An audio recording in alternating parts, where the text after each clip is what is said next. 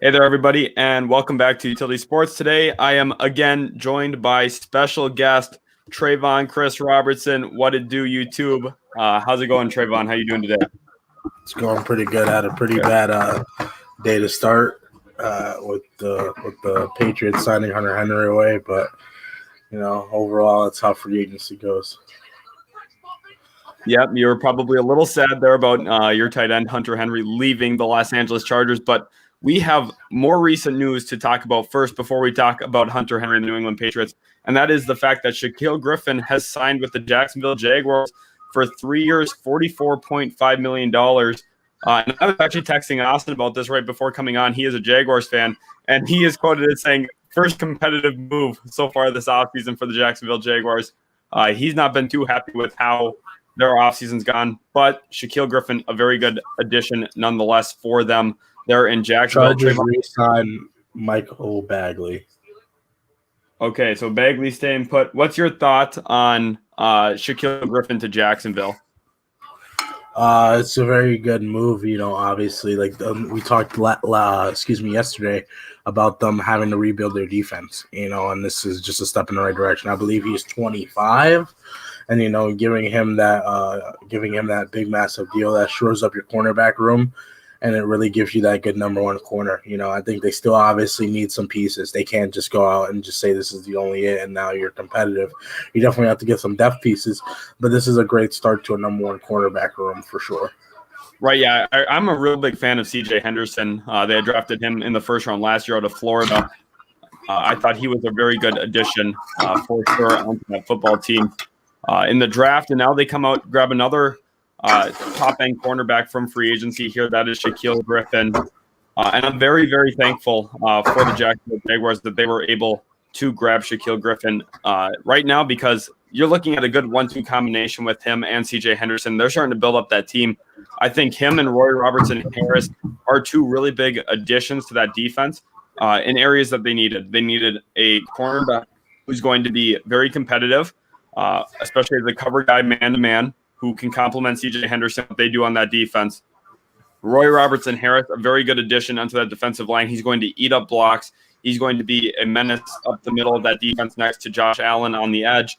And I also really like their addition there at safety of Rayshon Jenkins. I know that you know a bit about him coming from the Los Angeles Chargers.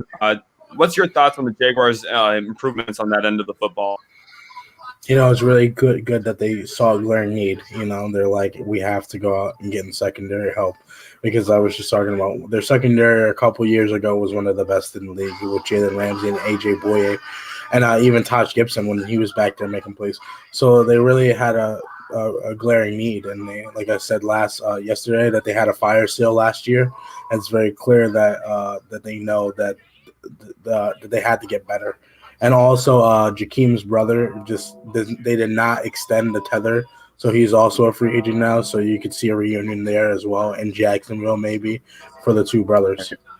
Right, that would be an interesting grab for them. They could use a little bit more athleticism in their linebacking core. They do have Schobert and Miles Jack, but the third addition would be really good. Welcome, everybody, to the stream. We've got a pretty good number of you guys in here already. Thank you so much for stopping into the stream. We've got a whole bunch of Patriots fans here. So thank you so much for joining. Confidence says, my Patriots want all the smoke. Yes, they do. They made a move for Hunter Henry to start the day off today. Kind of a surprising move. I didn't think they would be back in the market for another tight end after bringing in Juju Smith yesterday. But we know how good in McDaniel's offense two tight ends can be. They bring in a second tight end, Hunter Henry and Juju Smith, the top two tight ends in free agency. And that is a very, very good grab for the New England Patriots. Cam Newton has a good variety of weapons now. They also brought in Nelson Aguilar yesterday and Kendrick Bourne. So we're looking at kind of a revamped New England Patriots offense. I think that they could have done a little bit better in the wide receiver department, but they've started themselves off very well, especially grabbing the two tight ends that they have. Trayvon, what's your thoughts on Hunter Henry? I know you're sad to see him leave Los Angeles. It's really upsetting. I didn't even think that the Patriots had the money to get him. But, I guess they did, and they scrambled it around, and they got him, And, again, I remember yesterday I was talking about them even having two tight end sets, and I was like, that's when they were really, really good. So, they shore up, and they get Juju Smith and Hunter and probably make the best tight end group, that the NFL has right now currently, given the fact of I think that like Njoku is probably on the move, and as well, I don't know how Cameron Braid's if he's gonna go back to Tampa Bay. So I think that they definitely have one or two, the second best tight end group in the football. And I think that Jonnu is not going to be used as a tight end that much. I think he's going to be moved around like a Darren Waller, and Hunter Henry will be the main primarily lined up as a tight end blocker and obviously receiving threat as well. Right. I think the biggest thing with them is that Hunter Henry is a really good complement to Jonnu Smith in that offense. You've got Jonnu Smith who can kind of operate as a high athlete, someone who's going to be very productive from the 20 to 20, and also a guy who was competitive in the red zone as well. Now you bring in another red zone threat in Hunter Henry, but also someone who's going to be that good blocker like you were talking about, and someone that's really going to complement what they needed in that offense. Their run game is going to be much improved as well, in my opinion. And that brings us to what Confidence is asking about. Are the Patriots still going to go after a running back? Right now, James White is one of the free agent running backs out there that I think the Patriots would love to bring him back. But Tampa Bay and Tom Brady do have some interest there in a little bit of a reunion, White with Tom Brady. I think that it's going to come down to those two teams. Now, I think that New England would love to keep James White, but if not, we could look at them addressing that need in the NFL draft. Probably a guy like Kenneth Gainwell, really good pass catcher, or possibly if they trade down from pick 15, maybe they come and surprise everyone with the Travis Etienne pick. That'll be interesting to watch. Right now, think about New England, Trayvon, in the draft, after addressing their interior defensive line, tight end position, wide receiver, where could you see them going in the draft? For who'd you say, the Patriots? Yeah, for New England, yep. Oh, well, I mean, I think the obvious choice is still quarterback. I think that they could still look in that direction. I think that a wide receiver could be in play as well. I definitely think that the pick, personally, if I was New England, I would pick up Mac Jones, and I would just put the pressure and heat on Cam to perform. Obviously you go into Cam being your starter, but you let them know that we have somebody ready and willing and able to take your spot if you can't perform up to the standards. Right. And that is the one thing to monitor too. Cam Newton is just on a 1-year deal there. The pressure is on him this year. Now that he's got weapons, he has to perform at a high level. And if he doesn't, we could see a guy like Mac Jones taking over the show there in New England. Aaron B said, wait, Shaquille to Jacksonville. Yes, sir. He signed a 3-year deal worth $44.5 million with the Jacksonville Jaguars. They outpriced the Seattle Seahawks. That's something we had talked about with Seattle. Financially, they're in a tough spot. They can't afford to go up and get some of their guys back in free agency, and they also are going to struggle bringing in some of these other guys that are still out there. And at this point, it is kind of thinning out the board a little bit for them, what they're going to be able to put around Russell Wilson there in Seattle. Luke Fate says Bucs are repeating. I could very much see that. They've been able to keep all their key players around for the most part. They've done a very good job this offseason in managing the cap, bringing back key guys like Levante David, Shaquille Barrett, and many more. But it is still a tough NFC. You have to get through the Green Bay Packers, who are still going to be tough with Aaron Rodgers. I know they haven't made a lot of moves. You also have to worry about some of the other teams in the NFC. It's not going to be a cakewalk for them just because they won it this year. Teams like Washington football team's going to be better. I really like the Ryan Fitzpatrick addition there in Washington. What do you think about that, Trayvon? Ryan Fitzpatrick is going to be extremely good for Washington. I still think, again, it's like the Cam signing. I think they need to bring in more than just that one option. You don't want to rely on just Ryan Fitzpatrick. But, I think a good thing is, if you could stay put or, let's say, move up in the draft and get, a Trey Lance, and then you get to have him sit behind Ryan Fitzpatrick and let him really learn. And we've learned that Ryan Fitzpatrick can be a mentor and can be, he's a professional with every through and through of that word. So I think that'll be great for him. They have somebody that is competent. You know what I mean? Like I said before, all they need is somebody to be competent. You know what I'm saying? Ryan does like to take shots sometimes, though. So, I mean, as long as he doesn't create too many turnovers in Washington, they're definitely still, I think they're the best team in that division.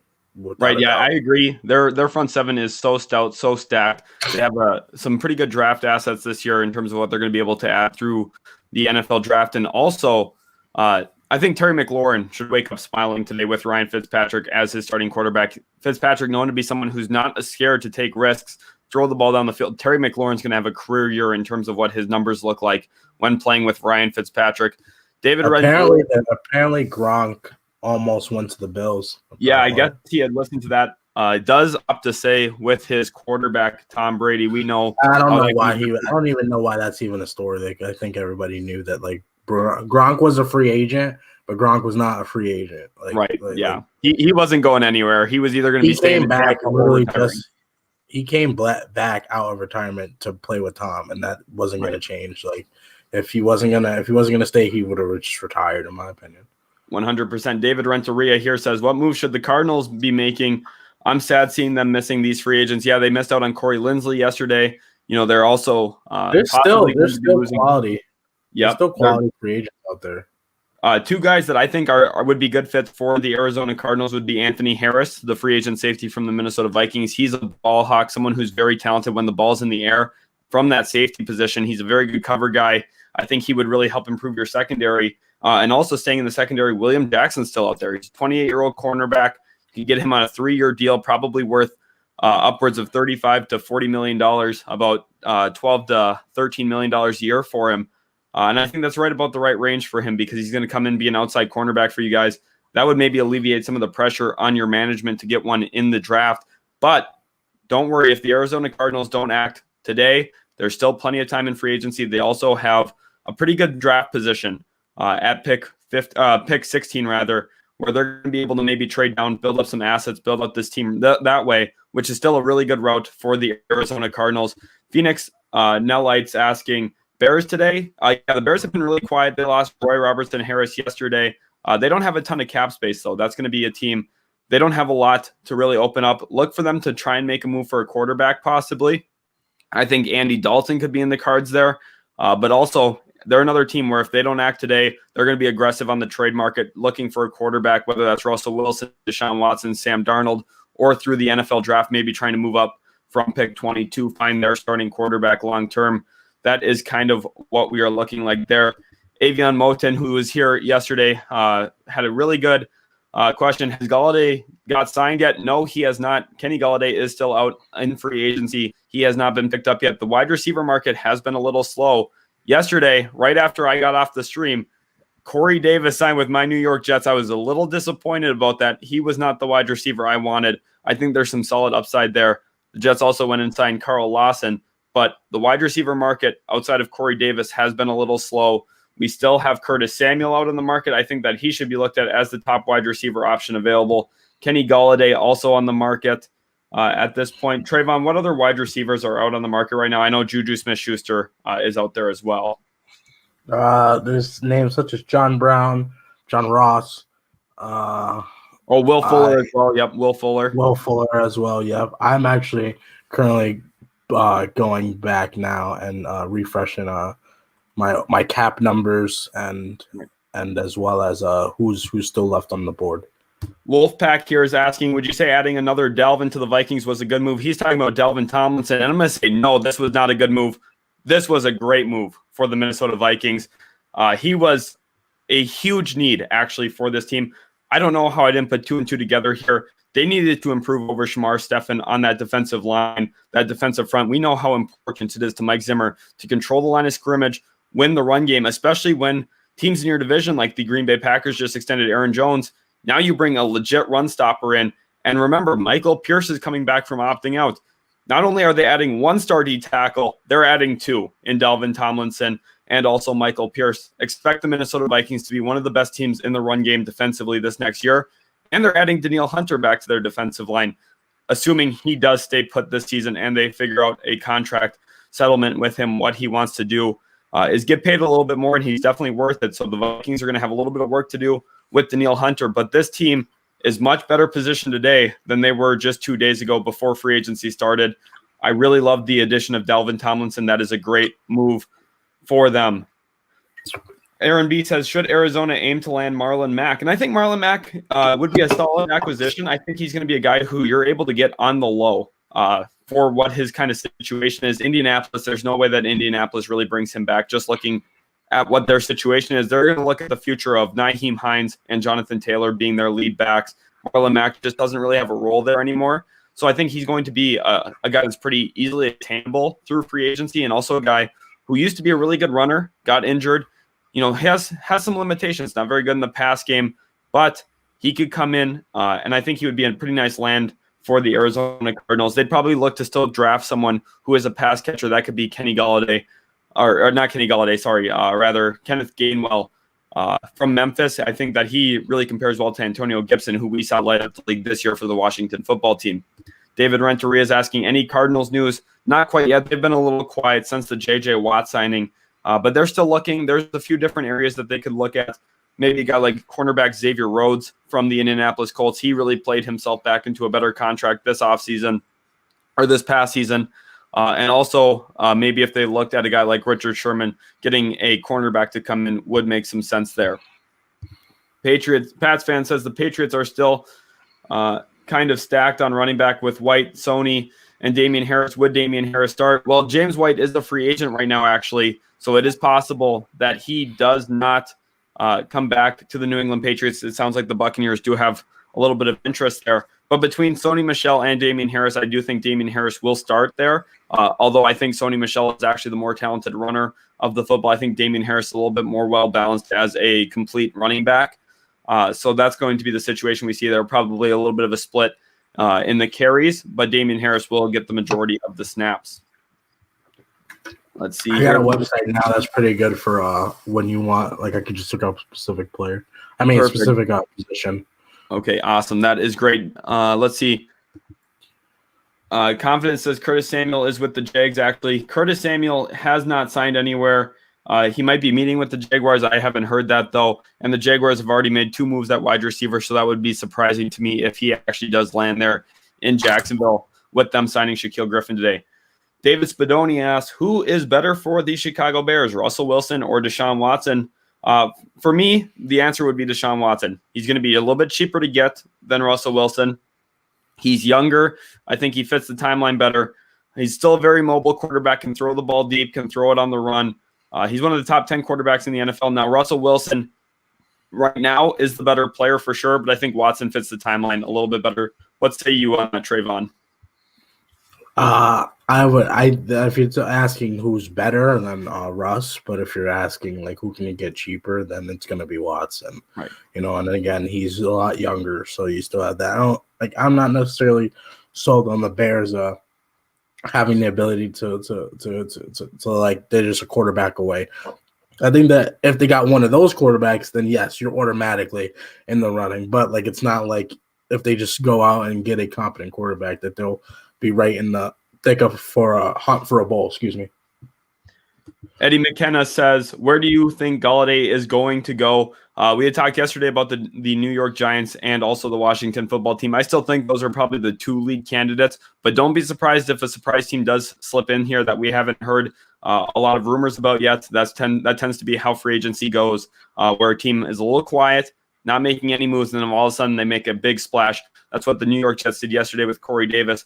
Perhaps that's what we could see with Kenny Golladay today. Homie Cow says, what's up, guys? Welcome to the stream. Again, Homie Cow, you were here all day yesterday. Really appreciate your support and everyone else that is in the live stream right now. You guys have absolutely killed it in the support. You guys did so awesome for us yesterday. And if you are new, hit that like button. Also, don't forget to subscribe to Utility Sports. We'll be posting content every single day and then doing live streams as well, like this one. We definitely love getting you guys in here. Yes. Mock Kill says, did you see Hunter Henry to the Patriots, and what do you think about it? Yes, we did see that. That was kind of the news that started the day today. And Hunter Henry to New England is a very good fit. He's a great compliment to Jonnu Smith, and the two of them are going to be, like you said earlier, Trayvon, the best wide receiver duo in the NFL this season, probably. Burger Does Sports says Jayon Brown and Keanu Neal to the Broncos, and I will forgive George Patton for the Darby contract. One thing I'm going to say, I would trust in George Patton. He did a very good job when he was here in Minnesota helping out Rick Spielman in making some of the decisions on the roster. And I mean, the Minnesota Vikings have been a very competitive team for the past decade or so now. And George Patton is a big reason why. I think that he is a very good executive and football manager. So I think that you're going to be, pretty well off with him. I know the Darby contract may be a slight overpay, but he's still a big time improvement over what you had at cornerback coming into the offseason.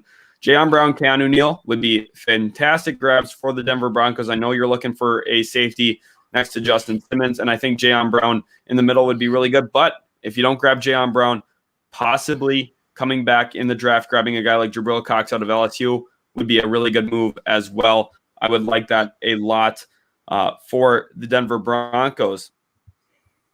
Yeah, Rafi Marcus here says, Pats really got the two best tight ends on the market. Yes, they did. They've been very aggressive. But, I mean, when you lose the best player in all of football, you probably have to be pretty aggressive in the free agent market. And they lost Tom Brady. Their team took a hit for it.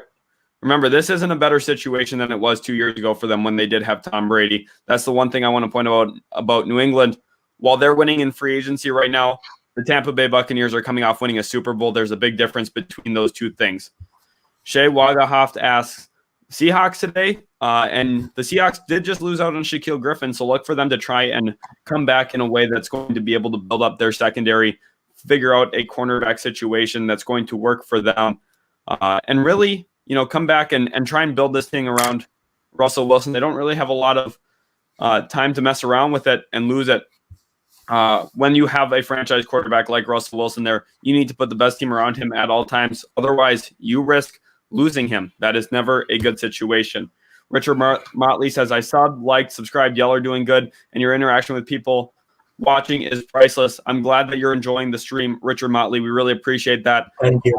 It means a lot. Thank you for subscribing. And all of you who are watching right now, maybe new to the channel or just second or third time seeing us here, hit that subscribe button. It just takes 1 second of your time, and it does mean a lot. Burger Does Sports thinks that Carl Lawson was a great signing for the New York Jets. I'm a little more skeptical. He doesn't even have 20 career sacks, and we paid him a lot of money. I mean, we paid him nearly what Shaq Barrett got per year, and that is a pretty big investment. Now, he's young. I think there's some room for him to grow, especially under Robert Saleh. We have some breaking news, Trayvon. Bring it in here.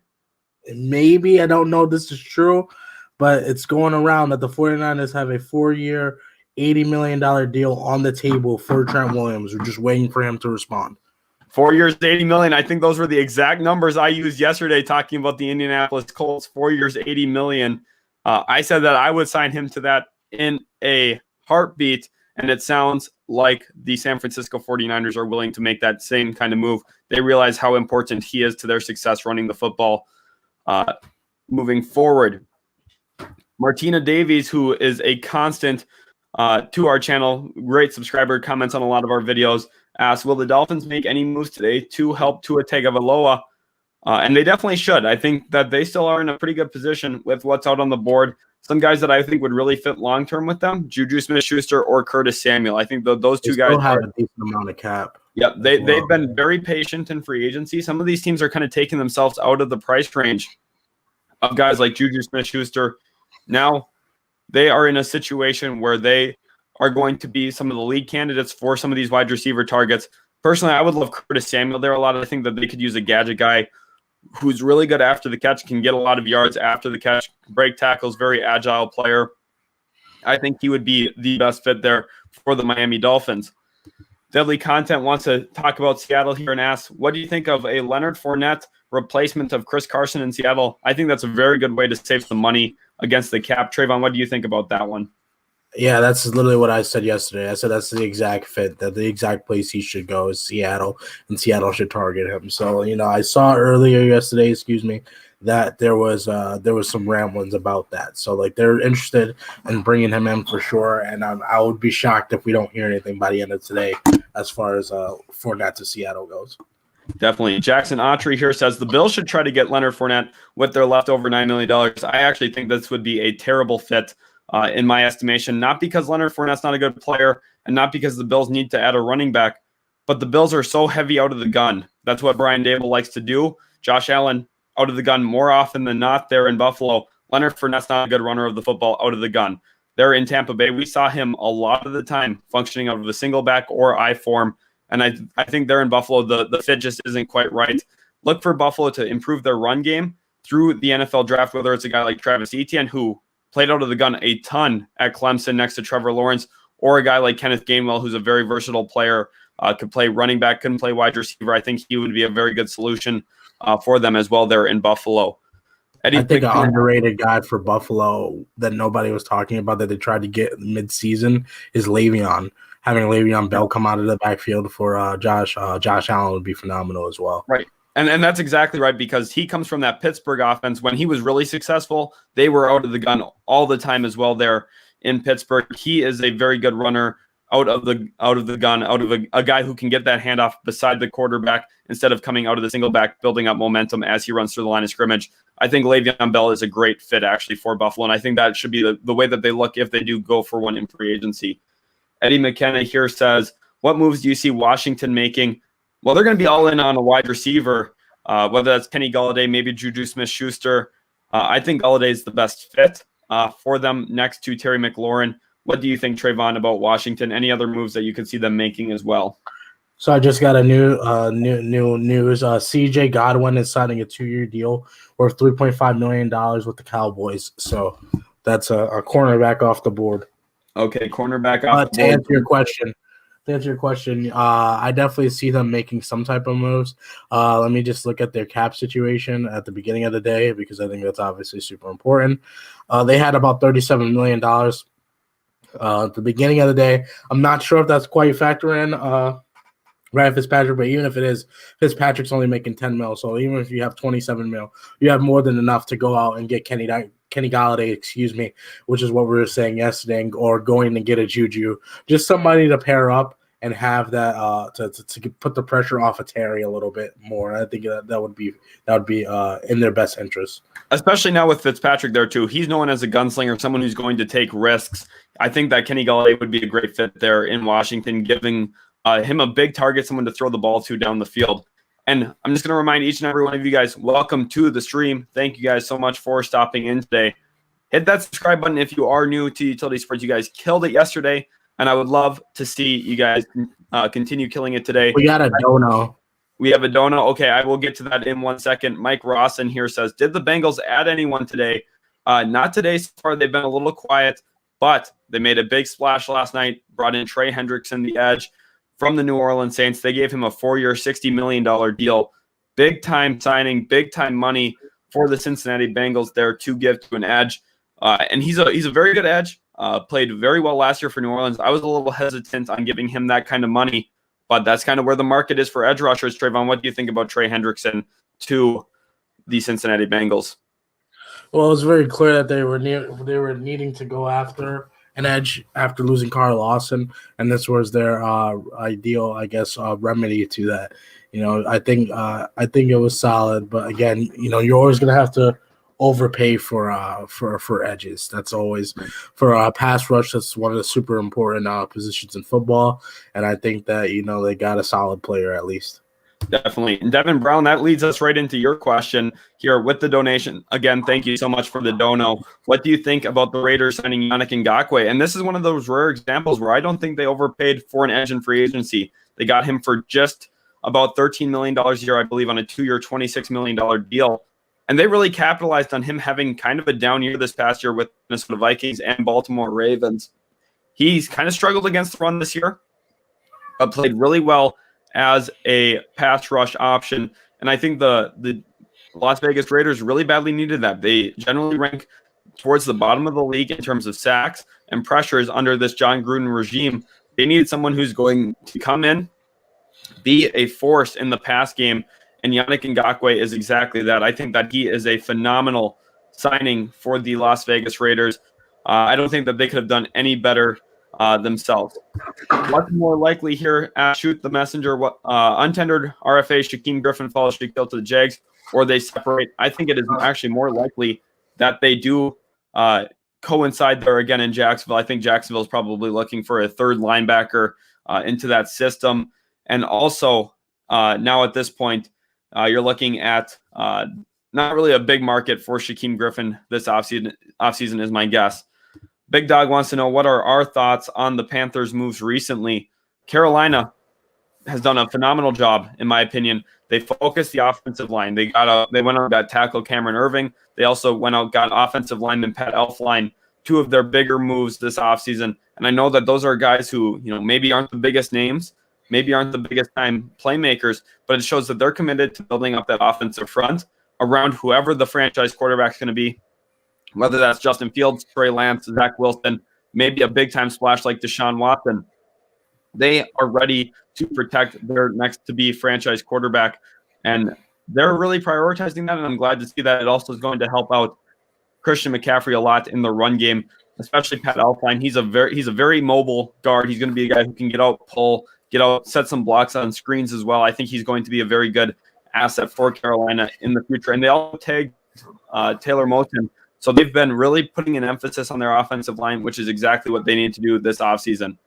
Colin Lingham asking about the Baltimore Ravens. He says, should they get Seth Roberts back? To be honest, I don't think so. I think that they can just go ahead and move forward without him. They've got Willie Snead there. They've also got some young guys like Devin Duvernay who are going to take a little bit of a step forward this next year. I don't think Seth Roberts is a necessity there in Baltimore. Homie Cow talking about Baltimore. They did re-sign Tyus Bowser today on a pretty good contract for him. He could get up to $27 million a year. Or not $27 million a year, $27 million total in that contract. It's a pretty good payday for him, and he has the opportunity to step into that role that Matthew Judon is leaving for New England. Tyus Bowser, look for him to be a much improved player going into next year with this new situation. Here, Burger Does Sports is saying Curtis Samuel to Washington, Kenny Golladay to the Giants, Juju to the Raiders, and Will Fuller to the Jets are his predictions. I think those are pretty solid. I think Curtis Samuel to Washington makes sense. I know the Giants are definitely interested in Kenny Golladay. Juju to the Raiders, I don't know if the Raiders really can afford that at this point after making the move for Yannick Ngakoue, but I think that they would be interested in that type of move. And Will Fuller to the Jets, that's an interesting one. We already spent some money on Corey Davis. We still could really use a vertical threat. We have missed Robbie Anderson when he departed us for Carolina. Will Fuller would be a definite upgrade at the wide receiver position, but I'm not sure if I see us spending a lot more money in free agency at this point. Everyday Sports Mania wants to know, will the Patriots be a playoff team? And I'm kind of 50-50 on this yet. I think that they are definitely better today than they were 2 days ago before free agency started. However, I still have some questions. I don't know if I necessarily trust their wide receiving core. I know they added Nelson Aguilar and Kendrick Bourne, but neither of those guys are stars or guys that I can consistently count on creating separation off the line of scrimmage. Now, Nelson Aguilar does a really good job stretching the field, helping out Hunter Henry and Jonnu Smith, but I still think they're about a piece or two away on offense to really being a surefire playoff team. But at this point, I wouldn't be surprised if they do make the playoffs. Luis Alvaldo Enrique Hernandez asked, do you see the Cowboys bringing in any free agents? Yes, I do. I think they're going to make one or two moves in the next couple of days. I think a guy to watch for is Keanu Neal from the Atlanta Falcons, or possibly Malik Hooker, a safety as well from the Indianapolis Colts. I think they're going to look into their secondary, look for a Xavier replacement there in the secondary, and that's the way that they will want to be looking to go. Arkin asks, Lions doing anything big? We really need to fill out this roster. They're probably not doing a lot big. They did make one big move yesterday. They retained Romeo Okwara. That was a pretty good move. Trayvon, any other positions that you could see the Lions looking to address this offseason? Okay, 1 second. We apparently got some news on Richard Sherman. So there are apparently a few teams, that are interested in him, and big one right now is the Saints. The Saints are interested. Okay, so they're looking for a Janoris Jenkins replacement. Janoris Jenkins in free agency. I believe he had 3 interceptions last year for New Orleans, and now they're looking to bring in a different veteran cornerback, someone who maybe fits into what they're doing there. And maybe that could lend itself to some Marshawn Lattimore rumors. I know that they had been shopping him. Jacksonville was a team interested, but with Shaquille Griffin now going there, that kind of thinned out their market a little bit. Yes, Trayvon, bring in some more news. Everyday Sports Mania, we see your comment, and we're trying to get to every single one. Please don't spam. I've seen you do it before. Please just do not spam. That's all we ask. We try to go through every single comment as best as we can, and we will get to your comment for sure, I promise. Yes, definitely. Let's go to this comment here. Hey, guys, who do you guys think the Bills should pick up in the NFL draft?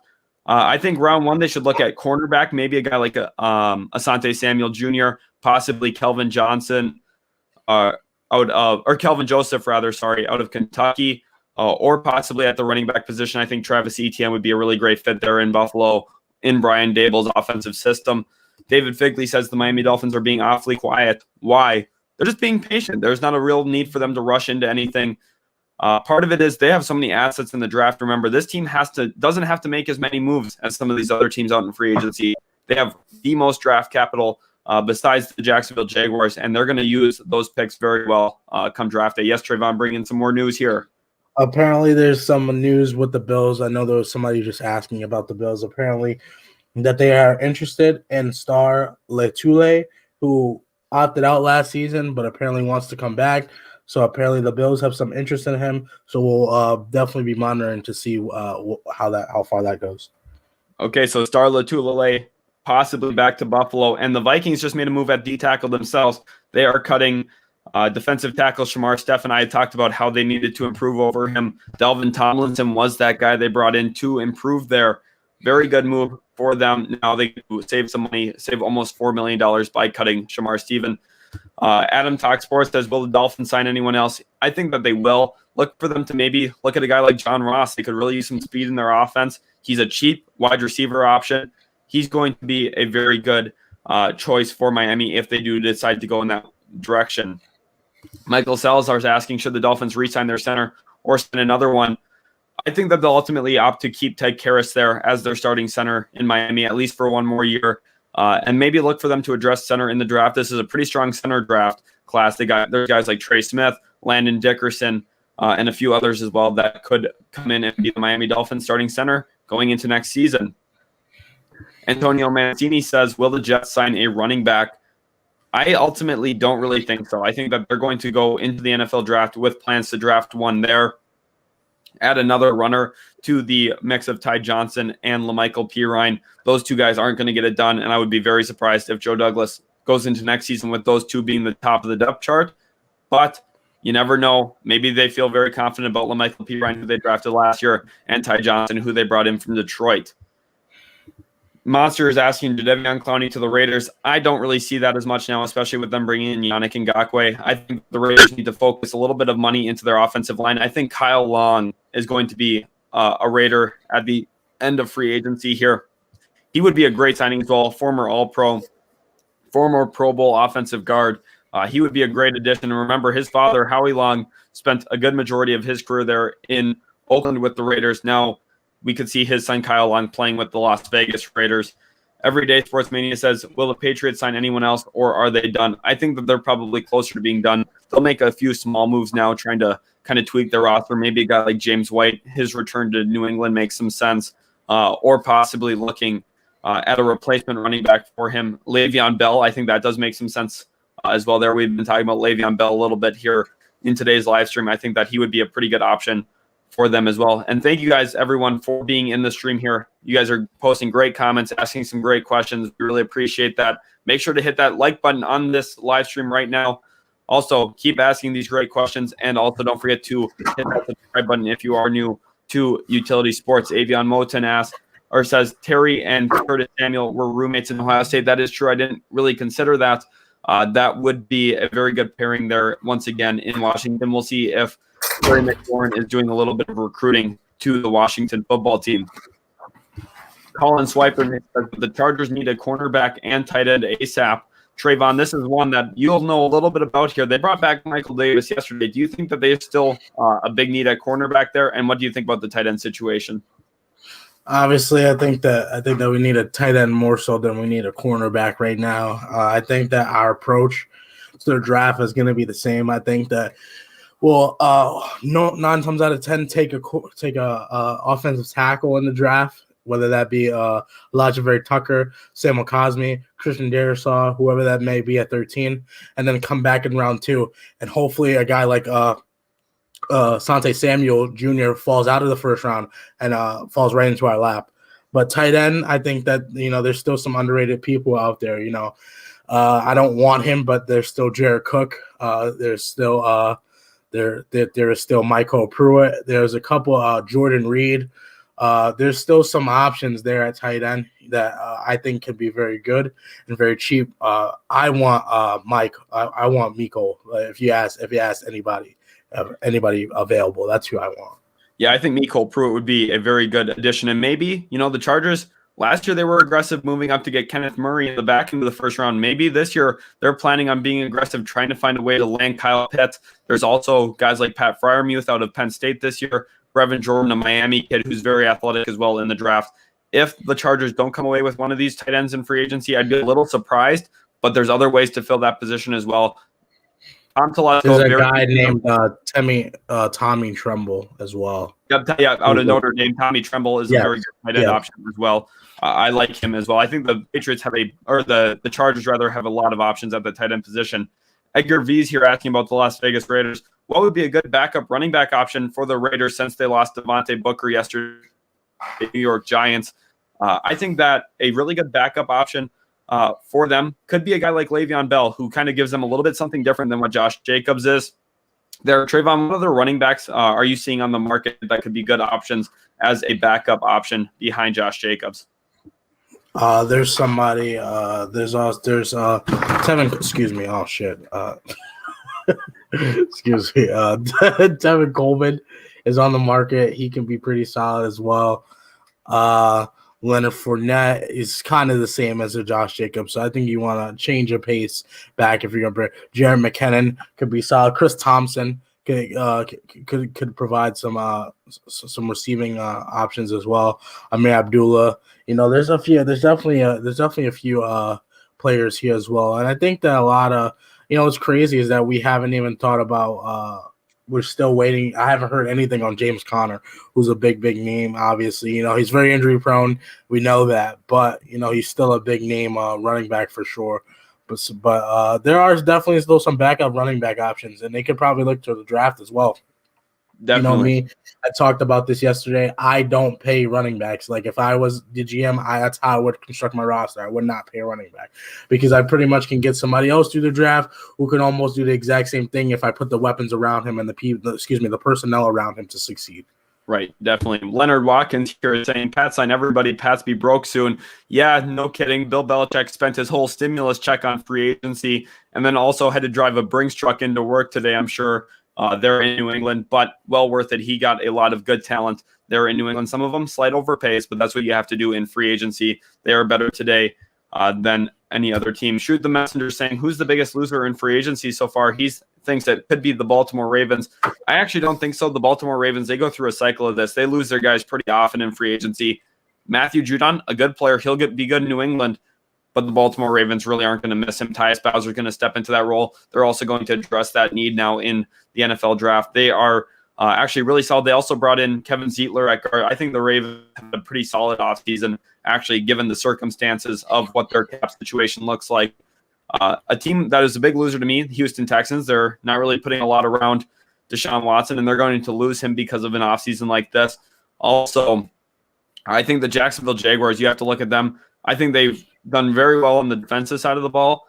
I think the offensive side of the ball, they've kind of dropped the ball a little bit in terms of what they put around. They added Agnew, who's a former cornerback and punt returner.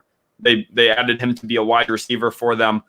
He's still learning that position. They went for a lot of speed. I just don't know if it's going to pay off in Jacksonville there around number one pick, Trevor Lawrence. Yes, Trayvon, bring it in.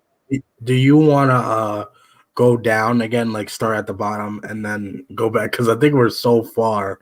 We'll catch back up here a little bit. If you guys have some questions, just put them in again. We're going to try and go faster a little bit, like from the bottom, so we can make sure that we get everybody's questions for sure. Definitely. Douglas Anderson here is saying, as for center for the Dolphins, we can keep Terrace or pick the top center in the draft. That's exactly what I was talking about earlier. Ted Harris is a solid option. Otherwise, there is a pretty good selection of centers in this year's class from rounds 2 and 3, most specifically. Mikey says, what's up, fellas? Welcome to the stream, Mikey. Thank you guys so much. We're just over 200 live viewers now at the moment. You guys absolutely killed it yesterday. You're starting to kill it again today. You guys are the best viewers in the planet. You guys are the best subscribers. We're so lucky to have you here at Utility Sports. Thank you guys so much for all the support that you bring us. Trips on Sticks says, let me see if I can find that one. I might have lost your comment just now. Trips for Sticks, so put it back in there, please. KO the Plug says, seen a tweet saying that NFL Network saying that Patrick Peterson, Melvin Ingram, and Richard Sherman are all talking a one-year deal with the Raiders. Any truth to this? I know for sure Richard Sherman and Patrick Peterson will be talking one-year deals with the Las Vegas Raiders. I'm not sure about Melvin Ingram, but there is a real serious need for cornerback there in Las Vegas. Peterson and Sherman were the two guys we had talked about on the channel yesterday before any news came out. Those were the ones that made the most sense to me. Monsters here asking, how high will Christian Barmore go in the draft? I think as high as maybe about pick 17, 18-ish is kind of the ceiling for him, but expect him to be more in the range from about 25 to 38. Whether that's a low-end first-round pick or a high-end second-round pick, that's where his range is going to be. He's going to be a very good piece in the NFL draft. If a team does draft him high, it could possibly be Miami looking for a replacement to Devon Godchaux at the nose tackle position. Eddie McKenna asked, do you think Jadeveon Clowney is a fit for the Ravens? I do think he is, but I don't think that he kind of fits into their price range, what they're looking to add there at that edge position. They're going to be looking to save some money at that spot instead of going out and paying one. I hope that makes sense. Braylon Booth asked Marlon Mack to the Patriots. I hope not. I think that would be very monotonous there in New England if they brought in Marlon Mack. They've already got two guys who are kind of pound runners in Damian Harris and also Sony Michel. I think Marlon Mack would just kind of be a wasted roster spot in terms. I think that they should be looking for a guy who's more of a pass catcher, maybe a guy like Le'Veon Bell. Devin Nutter, who was in here yesterday, thank you again for coming into the stream, Devin. Did you see the Niners offer for Trent? Is it enough? 4 years, $80 million. That's kind of the number I was talking yesterday about where I thought his range was going to be. I think that's a good offer. Is it enough? I'm not sure. With that now being leaked, maybe Indianapolis wants to up the ante on them, maybe go to a 4-year 84. I think that Trent Williams is in a situation where he's going to get bid on quite a bit, but that will be the situation that we have to monitor here. Yes, Trayvon, bring in some news. Currently, I guess there are 3 teams interested in the mix for former Chargers linebacker Denzel Perryman, so we'll be taking a monitor on that. Okay, awesome. So Denzel Perryman kind of getting a little bit of news here as we go into day 2. Trips on Stick says, how do you feel about Leonard Williams getting franchise tagged?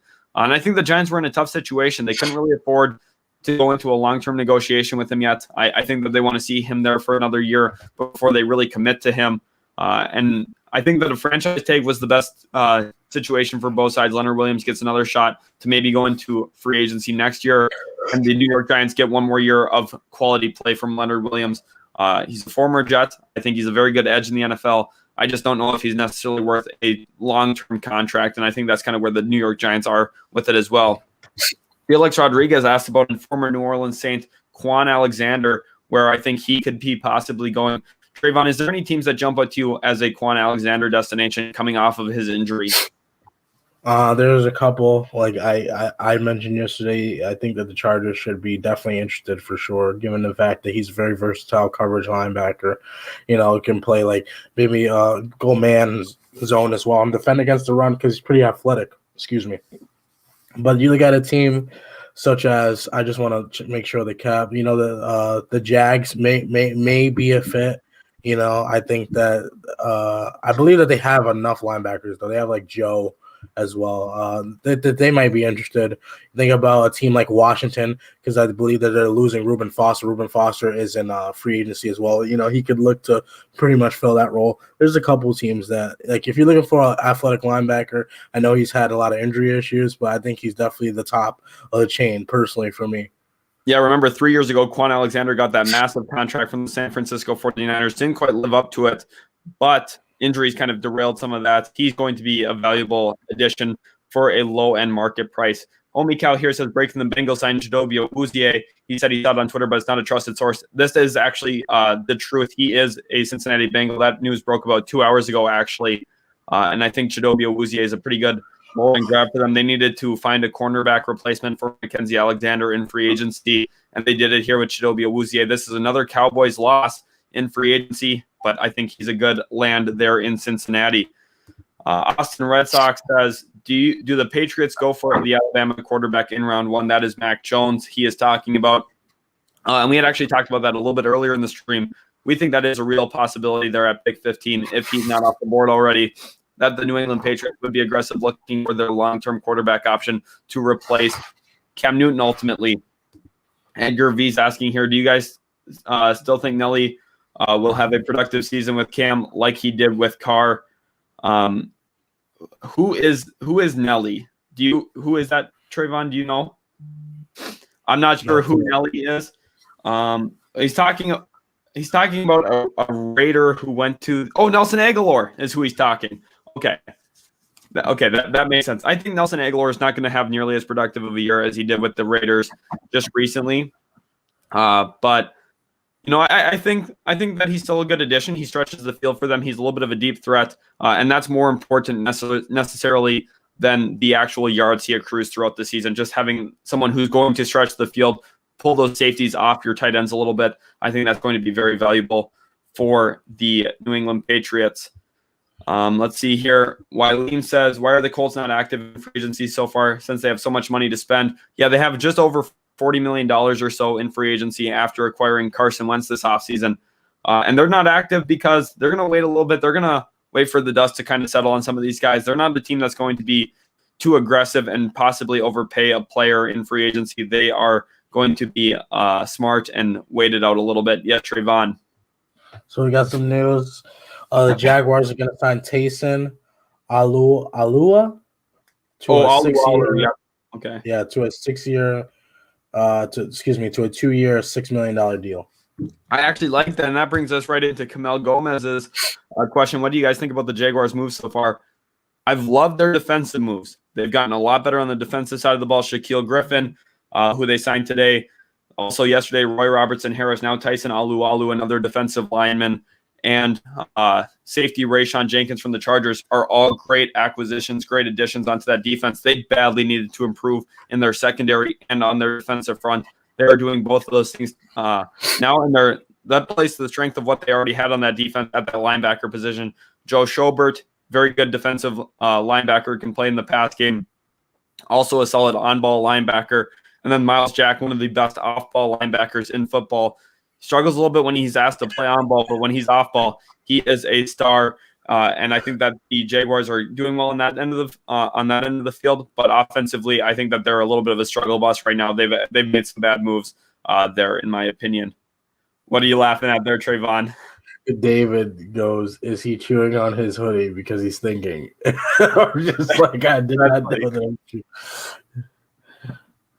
Yep. Luke Capsos is saying Alualu was drafted by the Jags 10th overall a few years back, then went to the Steelers. Now he's going back to the Jags. Yes, it is a reunion there. I think this is a good move. Yeah, sure, he wasn't the best draft pick at the time, but he comes back and is a pretty good addition nonetheless. Monster, he asked how high will Barmore go in the draft. I had already answered this, but I think it could be as high as 18 to a team like Miami looking for a Devon Godchaux replacement. But more than likely it'll be in the back end of the first round or the top end of the second round. Thank you for the question there, Monster. Leonard Watkins says, Panthers trade for Watson and sign wide receiver Sammy Watkins and sign Clowney for 4 years. Is this good or bad? That would be good, but I don't think it's happening. Sammy Watkins is going to have a little bit of a price tag. Jadeveon Clowney's for sure going to have a price tag. And Deshaun Watson, the Houston Texans aren't moving on from him quite yet. So I think that it's going to be a little bit that's a little bit of a stretch. I think that would be an interesting acquisition for Carolina, but they're more focused on building up their trenches. And I think one key thing for them is looking for a linebacker here in free agency. Someone like Reuben Foster, who Trayvon mentioned earlier, would be a good acquisition there. They've really missed Luke Kuechly since he retired, and now I think adding in a linebacker in free agency would be a good acquisition. Kea asked, sorry, but what do you guys think the Bills should do? And also, great job. You guys just had a like dropped on the video. Thank you guys, everyone. Hit that like button right now if you are watching the stream. And what do we think the Bills should do? We had talked about maybe adding a running back in free agency, someone who's a pass catcher, could be a better complement to Devin Singletary and Zach Moss there. And in the draft, I think that they should look for a cornerback and also a running back if they don't find one in free agency. That's kind of what I see for Buffalo. Let's go on to J Mouse here. Says, will the 49ers sign Kenny Golladay? Trayvon, I'll let you take this one. They're obviously in on Trent Williams, but if they lose out on Williams, could you see them 49ers making a splash at wide receiver? Yeah, I mean, I think that you always have interest in it because given the fact of who's your head coach and Kyle Shanahan, he's an extremely gifted offensive head coach. Definitely, it's a crazy scheme, and him losing Kendrick Bourne would probably only light a fire under him. And I think that Jordan Reed is also a free agent. I think that's somebody they should bring back as well. I think that we saw him be productive when Kittle was off the field, and having him and Kittle on at the same time just sounds like an amazing scheme fit. But I can see them signing Kenny Golladay. But right now, the number one priority is re-signing Trent Williams and just making sure that whoever you ultimately want to be your quarterback, whether that is Jimmy Garoppolo or somebody else that you get in draft, you just want to make sure that you keep them upright at the end of the day. Right, 100%. You have to protect your quarterback, and also Trent Williams so important to their run game there. He is a growing man at that left tackle position. Josh G says, you think Clowney still asks for a big bag after only playing 8 games with 17 tackles last season? Yeah, I do actually think that Clowney still asks to get the bag. Remember, he's been kind of going on one-year deals here and there. Hasn't really gotten the opportunity to lock into a long-term contract, and I still don't think he will be able to right now. But at this point, I think that that's really what we're seeing with Jadeveon Clowney is he's going to be patient in free agency. He's done that for 2 years in a row now, where he doesn't really rush into anything unless he feels like he's getting a pretty good annual value on his contract. Leonard Watkins says Chiefs should re-sign Sammy Watkins. No, I don't think so either. I think Sammy Watkins is going to not return to the Kansas City Chiefs. They're going to focus building up that offensive line a little bit more. I think Mecole Hardman should re-sign. Go ahead. I think Mecole Hardman's ready to step into that number 2 wide receiver role. What do you think there, Trayvon, on the Kansas City Chiefs and Sammy Watkins? I don't think so. I don't think that he's been available enough for them, and I saw somebody in the comments saying that they think the Chargers should sign him. No, especially not the Chargers. The Chargers have enough injury problems as it is within our roster. We don't need to bring in another wide receiver. I think they need to look to re-sign the Demarcus Robinson, if anybody, because Demarcus Robinson he fits that mold of a speedy receiver, and he was he was the 4th option on the Chiefs, but as far as wide receivers go, so I mean he was pretty much buried. But if you just let him take over as on the Sammy Watkins role, I think that you just pretty much get the same thing that you had before. Right. I think Sammy Watkins can still be a talented wide receiver too in the NFL when he's healthy. The issue, though, is he just hasn't been that for Kansas City. And I think at this point, too, when they first brought him in, they had the luxury of doing so because Patrick Mahomes was still on his rookie deal. They need to start finding ways to save money because of the Patrick Mahomes extension. Sammy Watkins can be one of those guys who's a cap casualty despite being a very talented player. Mikey here says, lots of viewers, way less likes. Let's hook these guys up, chat. Hit that thumbs up button. Thank you guys so much. Thank you, Mikey, for putting that in the chat for us. Everyone, hit that like button if you so much already. Duval J says, Urban Meyer is focusing on the foundation of the Jaguars team. Everyone was up in the arms yesterday, but I personally think it's really smart. I don't think that it's been absolutely terrible. Like I said, I love what they've done defensively. They've addressed their key needs. They are much better suited now to play their in-division teams like the Tennessee Titans, like the Indianapolis Colts, than they were going into free agency. I just think offensively, they could have maybe been a little bit more efficient with some of their moves, maybe going after a guy like Curtis Samuel and really giving him the bag instead of splitting their money at the wide receiver position would have been a little bit more effective, but I still don't think it's been a terrible offseason for them. There's a lot going right on defense, and I think offense, they're going to be adding Trevor Lawrence, so there's still a lot to build off of. DJ Chark's a nice piece. I think that they missed out on the tight end position, but I think that Jacksonville, they're doing better today than they were last year for sure. Matt Sorrell says, what do the Seahawks need besides O-line? Well, they badly need a cornerback one now. They lost Shaquille Griffin to Jacksonville. One of those great moves I was talking about Jacksonville making here in free agency. Trayvon, what cornerbacks could you see landing possibly in Seattle there with the Seahawks? Offensive lineman, he said? No, cornerbacks here. Yep. Well, I think that when like you obviously lost out on Shaquille Griffin, and that sucks. But let me just open up the cornerbacks that are available. I think a guy like William Jackson pops off the board. You can get a guy like Patrick Peterson. I think Patrick P would be good for them. I think that maybe I don't see it, but maybe a Richard Sherman reunion maybe could be in the works. I don't really foresee that happening.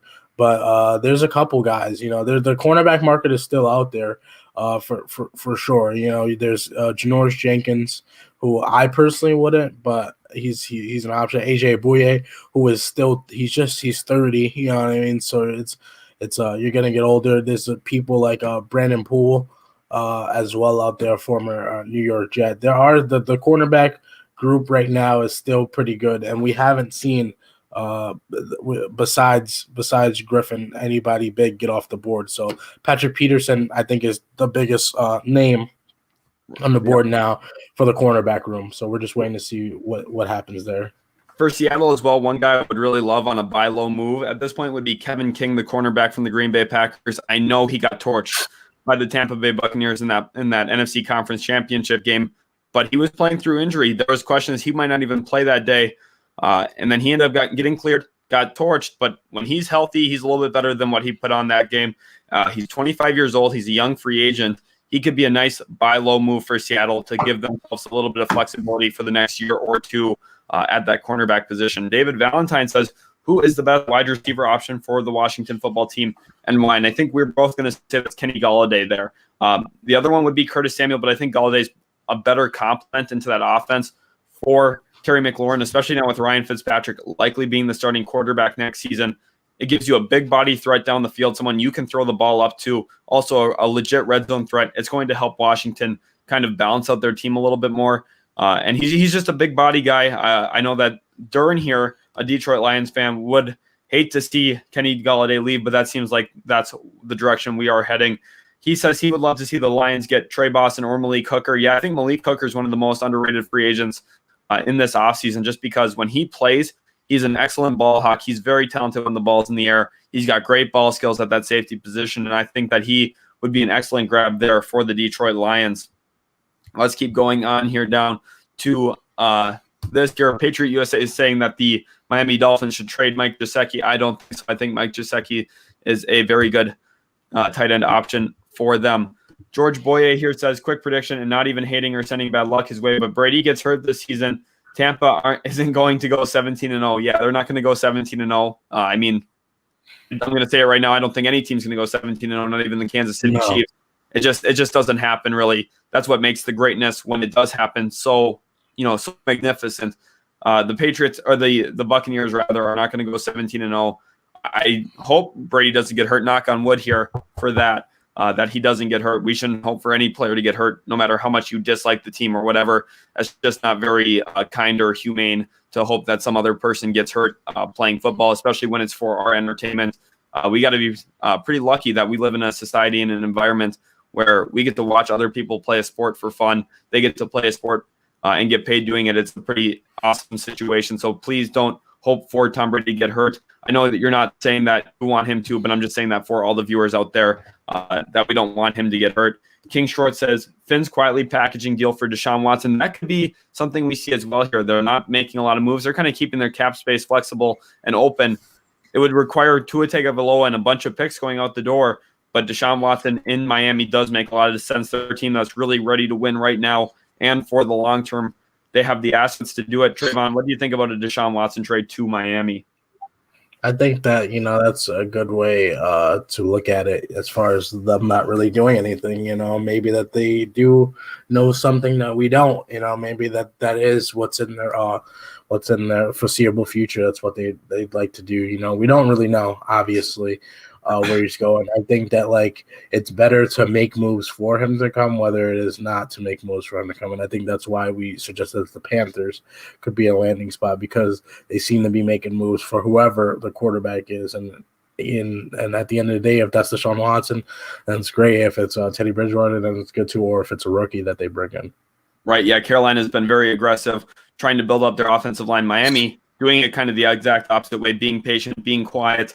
Maybe they strike a couple deals here on day 2. But remember, free agency hasn't even officially started. There's no official contracts being signed yet. There is still plenty of time. There's still a lot of good free agents left on the board, which brings me to one I want to ask you about, Trayvon. He's talking about the Washington football team here, no wide receiver. They also lost cornerback Ronald Darby yesterday. What do you think about a Desmond King pairing with the Washington football team? I know you paid some special attention to Desmond King being a Chargers fan.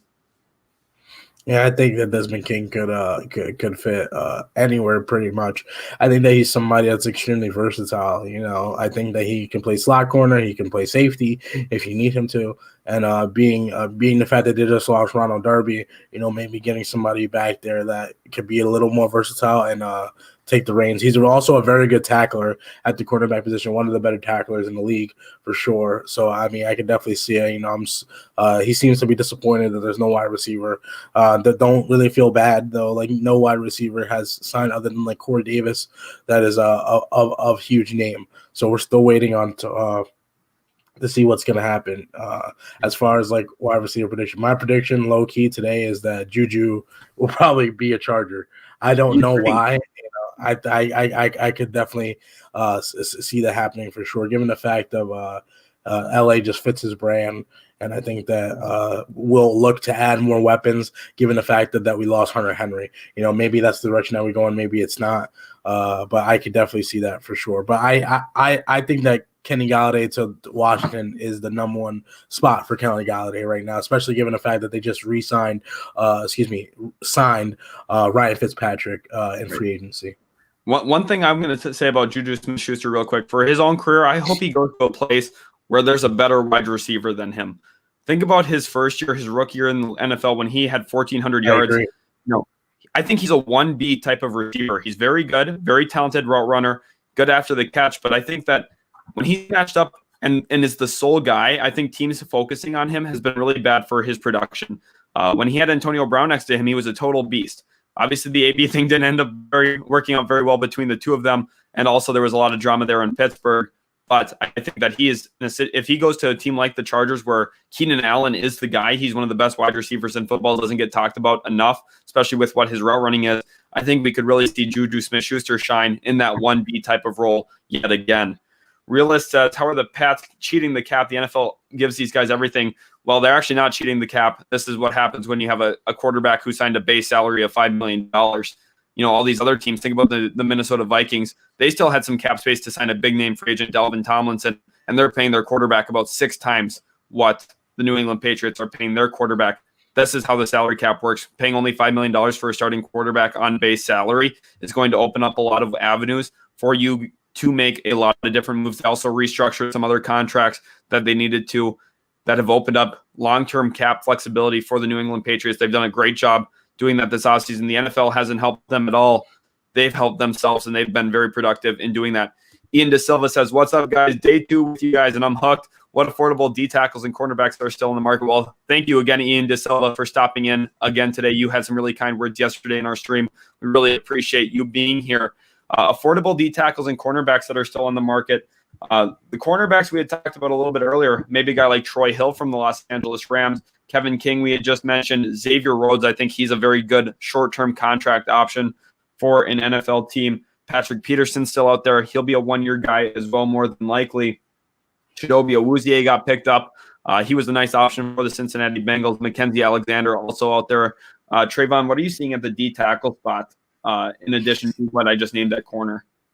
Defensive tackle. There's a couple names that recently cut. Danny Sheldon could look to revitalize career in a setting somewhere else. Sheldon Rankins as well. There's a guy, Adamakin Sue is still on the market. I don't know how much money that he'll command given the fact that he's 34.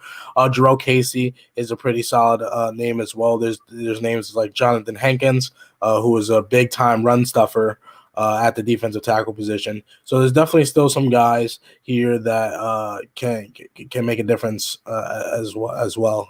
There's, like I said, guys like there's still quality free agents on the board for sure. And again, like we haven't even seen some. Like we're still waiting on Kenny Galladay, and we're still waiting on Trent Williams and Juju, people that you might have thought would have signed day one, that they're still available on the market come day 2 today.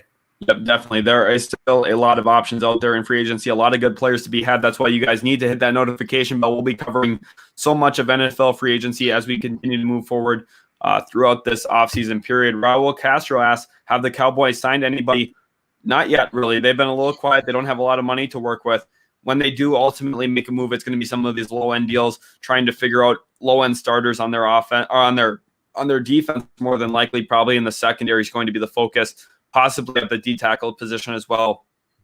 Some of the guys you had just named, Trayvon, at that position would be good grabs for the Dallas Cowboys. Let's see here. The Sean Bennett asked, "Do you think the Redskins are putting all their eggs in one basket with Fitzmagic?" No, I don't think so. It's a pretty low-end deal. But, I mean, if I was putting all my eggs in one basket, it would be the Fitzmagic basket. I love Ryan Fitzpatrick. He is actually probably my favorite quarterback of all time. I'm a New York Jets fan. I really loved his tenure there with the New York Jets. I'm sad that he's not a Jet anymore, but I think the Washington football team is the perfect situation for him moving forward. Michael Salazar asks us, "Do you think Tua will be better next year if he gets some weapons?" For sure. You know, he had a really down year. That offense wasn't built for him, though. It was built for Ryan Fitzpatrick, what he does. Tua Tagovailoa is a lot more conservative of a quarterback, throws the ball underneath, takes his checkdowns, doesn't really air the ball out deep as much, but he's very, very conservative, works the middle of the field a little bit more frequently than Ryan Fitzpatrick as well. I think that he's going to be much better off with an offense suited for him. They're also going to look to grab a tackle probably in the draft to help protect him. And then they're going to look at some wide receiver options, whether that be through free agency or the NFL draft. The Miami Dolphins are going to put Tua Tagovailoa in a much better situation going into next year. Shoot the Messenger says, low-key addition for a lot of teams would be Ifeadi Odenigbo. Vikings did not tender him at $2.1 million, but he has 10.5 sacks last 2 years. I completely agree. I love Ifeadi Odenigbo. He is a great rotational pass rusher option. I've actually been hoping for him to go to the New York Jets, him or Everson Griffin. I think Everson Griffin is another low-end D-end option that's going to be able to come and give you some rotational pass rush and also help you in the run game, especially Ifeadi Odenigbo. He's very solid in the run game. I think that the Vikings would miss him a lot if he ultimately does find a new home this offseason. JKB Production, a Vikings fan here, says, name what you think the Vikings record will be next year. Remember, guys, there's 17 games in the regular season next year. That is a new rule with how the games are being added. So I think that next year they could be 9-8, possibly 10-7. They really need to figure out the cornerback situation. They're also probably going to look at linebacker in the draft to find a long-term Anthony Barr replacement.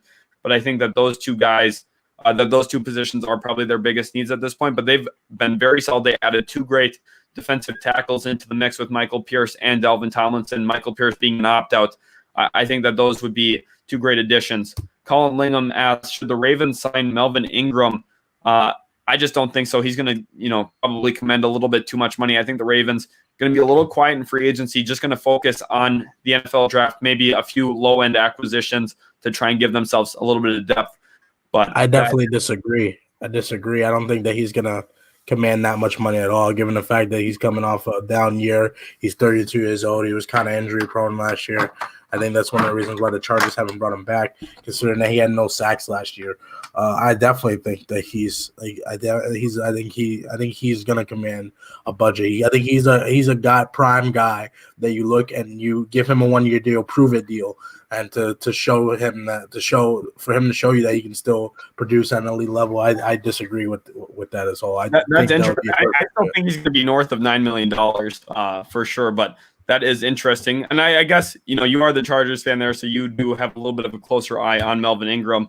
My Holy King says, Jets. Yeah, let's go. We signed 2 overpaid contracts last night, so that's awesome. Go New York Jets. Love that for us. Devin Nutter says, if the wide receiver market doesn't develop, could you see Curtis Samuel going cheap to the Kansas City Chiefs? He fits their style of wide receiver. They need a wide receiver too, and he makes the best wide receiver trick plays, which is Samuel's kind of gameplay style there, possibly, but that would take the wide receiver market really not developing. I think Kansas City, they have some money, but I don't necessarily think they're going to be looking at wide receiver as the position to spend it on. If anything, they're probably going to be looking at that left tackle spot. Maybe they're the surprise team in on Trent Williams, trying to work up the money to get to him. That would be coming through a Tyrann Mathieu extension to kind of alleviate some cap hit. That possibly could be what we are looking at there in Kansas City. Monster asked, do you think any chance the Raiders draft Kyle Pitts to play wide out and hybrid and pair him with Waller and Ruggs? This stream is fire. Thanks for being active with the chat. No problem. Thank you guys for leaving all these great comments.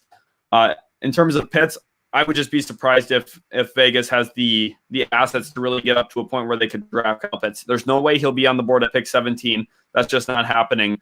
But He would be a great fit there in Las Vegas. They would have to move up to get him. I just don't necessarily see them doing that, especially when they have so many needs on that defense. They need to find another linebacker in the mix with Nick Kwiatkowski and Corey Littleton. They also need to look at the cornerback position a little bit more, and they need to find a safety really badly this year in the NFL draft. They have a whole bunch of needs. They can't really afford to mortgage their selections. What do you think about that fit there with Pitts in Vegas, Trayvon? Obviously, you think that it could be a fit, but I don't really foresee that really happening. I think that they're way too far down for that to be a realistic possibility unless you want to trade up for it. But I don't think that you trade up, given the fact that you have much more glaring needs on this team on the defensive side of the ball for the Raiders, for sure. Yes, definitely. Josh G says he thinks that the Chiefs draft a wide receiver. I think so too. It could be a guy like Rondale Moore out of Purdue in round 2. Maybe if Rashad Bateman falls in round 1, I could see them pulling the trigger there. They're going to be looking for some tackles here in free agency. Also, a tackle in the NFL draft, but at wide receiver at some point during the draft is for sure going to happen there. Do you want to see? Can you see? I just shared the screen of the like. Yeah, I added it to the screen here. Can you see that now? Yeah, I can see that. It's just so that when we go through, there's names and stuff still on the board. So okay, let me go. That's good. And I can update it. Question. I'll add that to the stream next time we have a question about some of the position players available. Blizz here thinks Golladay 3 years, $35 million to Washington. I would be surprised if he only commands $11.7 million a year. That would be shocking to me on that. I think he'll get a lot more money than that. I think he'll be north of $14-15 million just because of what the market looks like. He'll probably get a 4 year 60, maybe 3 years, $45 million deal. Trayvon, do we have some news here? Have some news. Apparently, Diana Rashanin has spoke to a free agent wide receiver, just trying to figure out why the receivers are still unsigned. He's saying that the wide receiver market is extremely bad right now. So that's why you see these wide receivers sitting back and taking their time, apparently signing. Interesting there. One Lil Sand says, do you see Curtis Samuel in Washington? Yes, I do think that would make a lot of sense. He could be a real option for the Washington football team. I think him and Kenny Golladay are the two that make the most sense for Washington. Let's see here. Mega says Washington football team needs to sign Curtis Samuels, Trey Boston, and William Jackson now need a linebacker as well. I definitely agree that those three guys would be good acquisitions. I think that they should put their emphasis onto finding another wide receiver to complement Terry McLaurin. And I think Trey Boston would be another good grab into that safety room. William Jackson, he kind of seems like the guy who's maybe going to price himself out of Washington's range after making some other moves. But we'll see. William Jackson would be a very good acquisition in the end.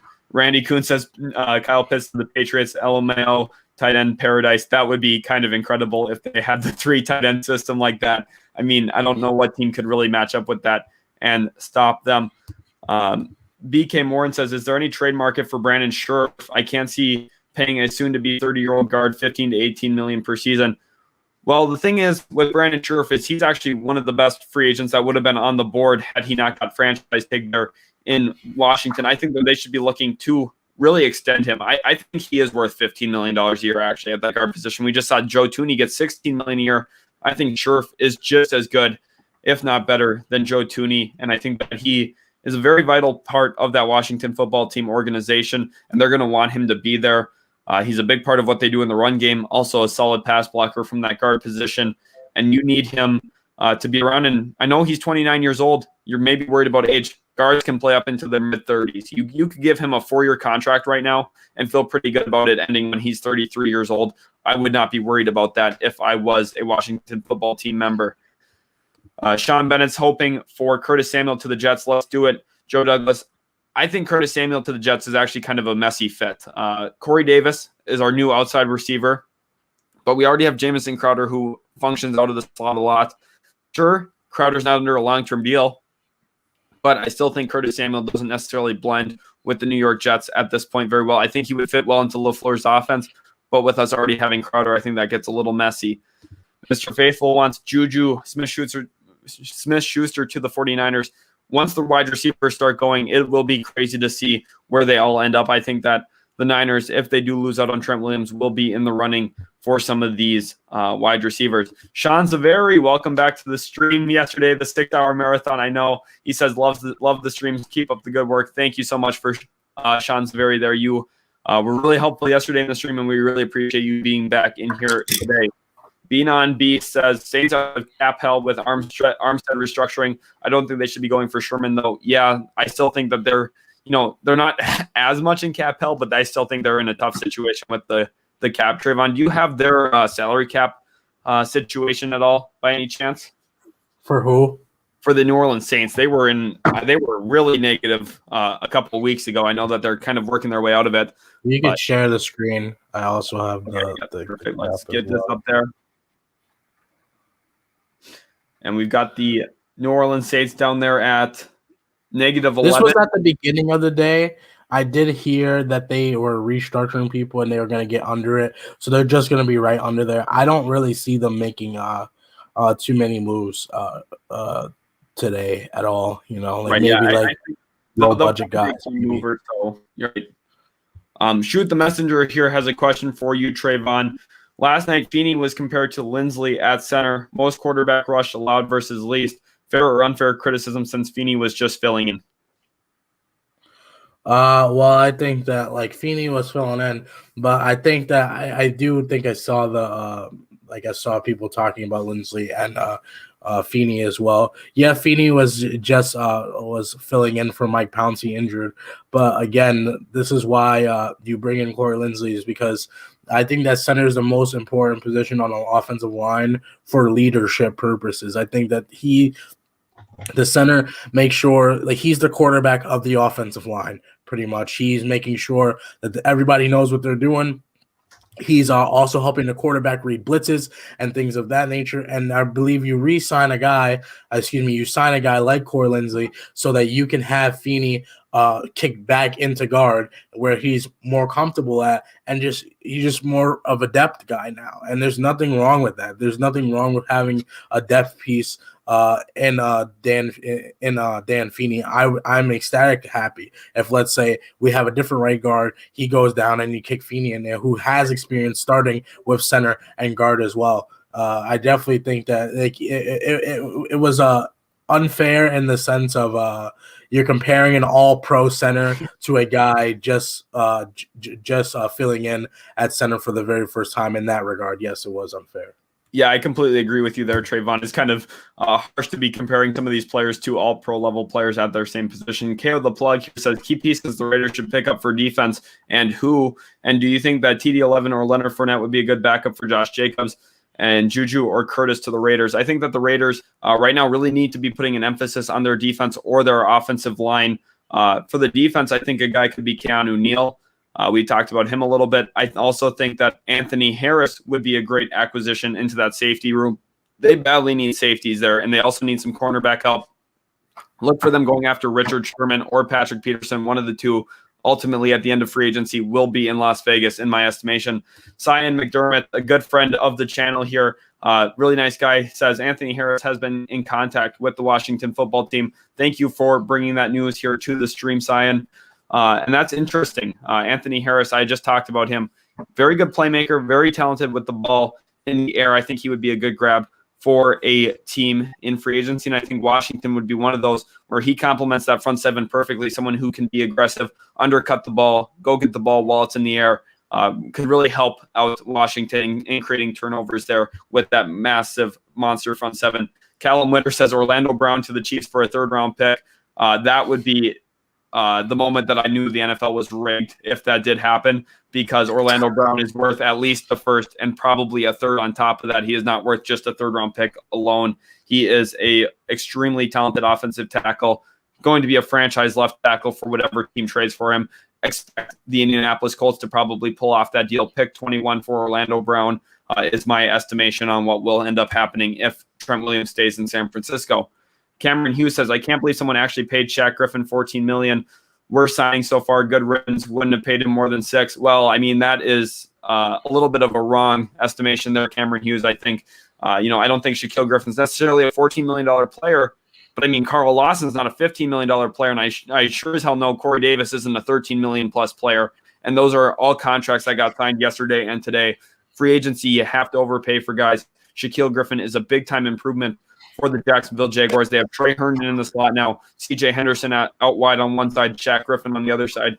Jacksonville is a lot better today after signing Shaquille Griffin than they were before they had him, and there's no question about it. And you guys were going to pay him north of $10 million had you signed him anyway. He is worth a lot more money than $6 million a year.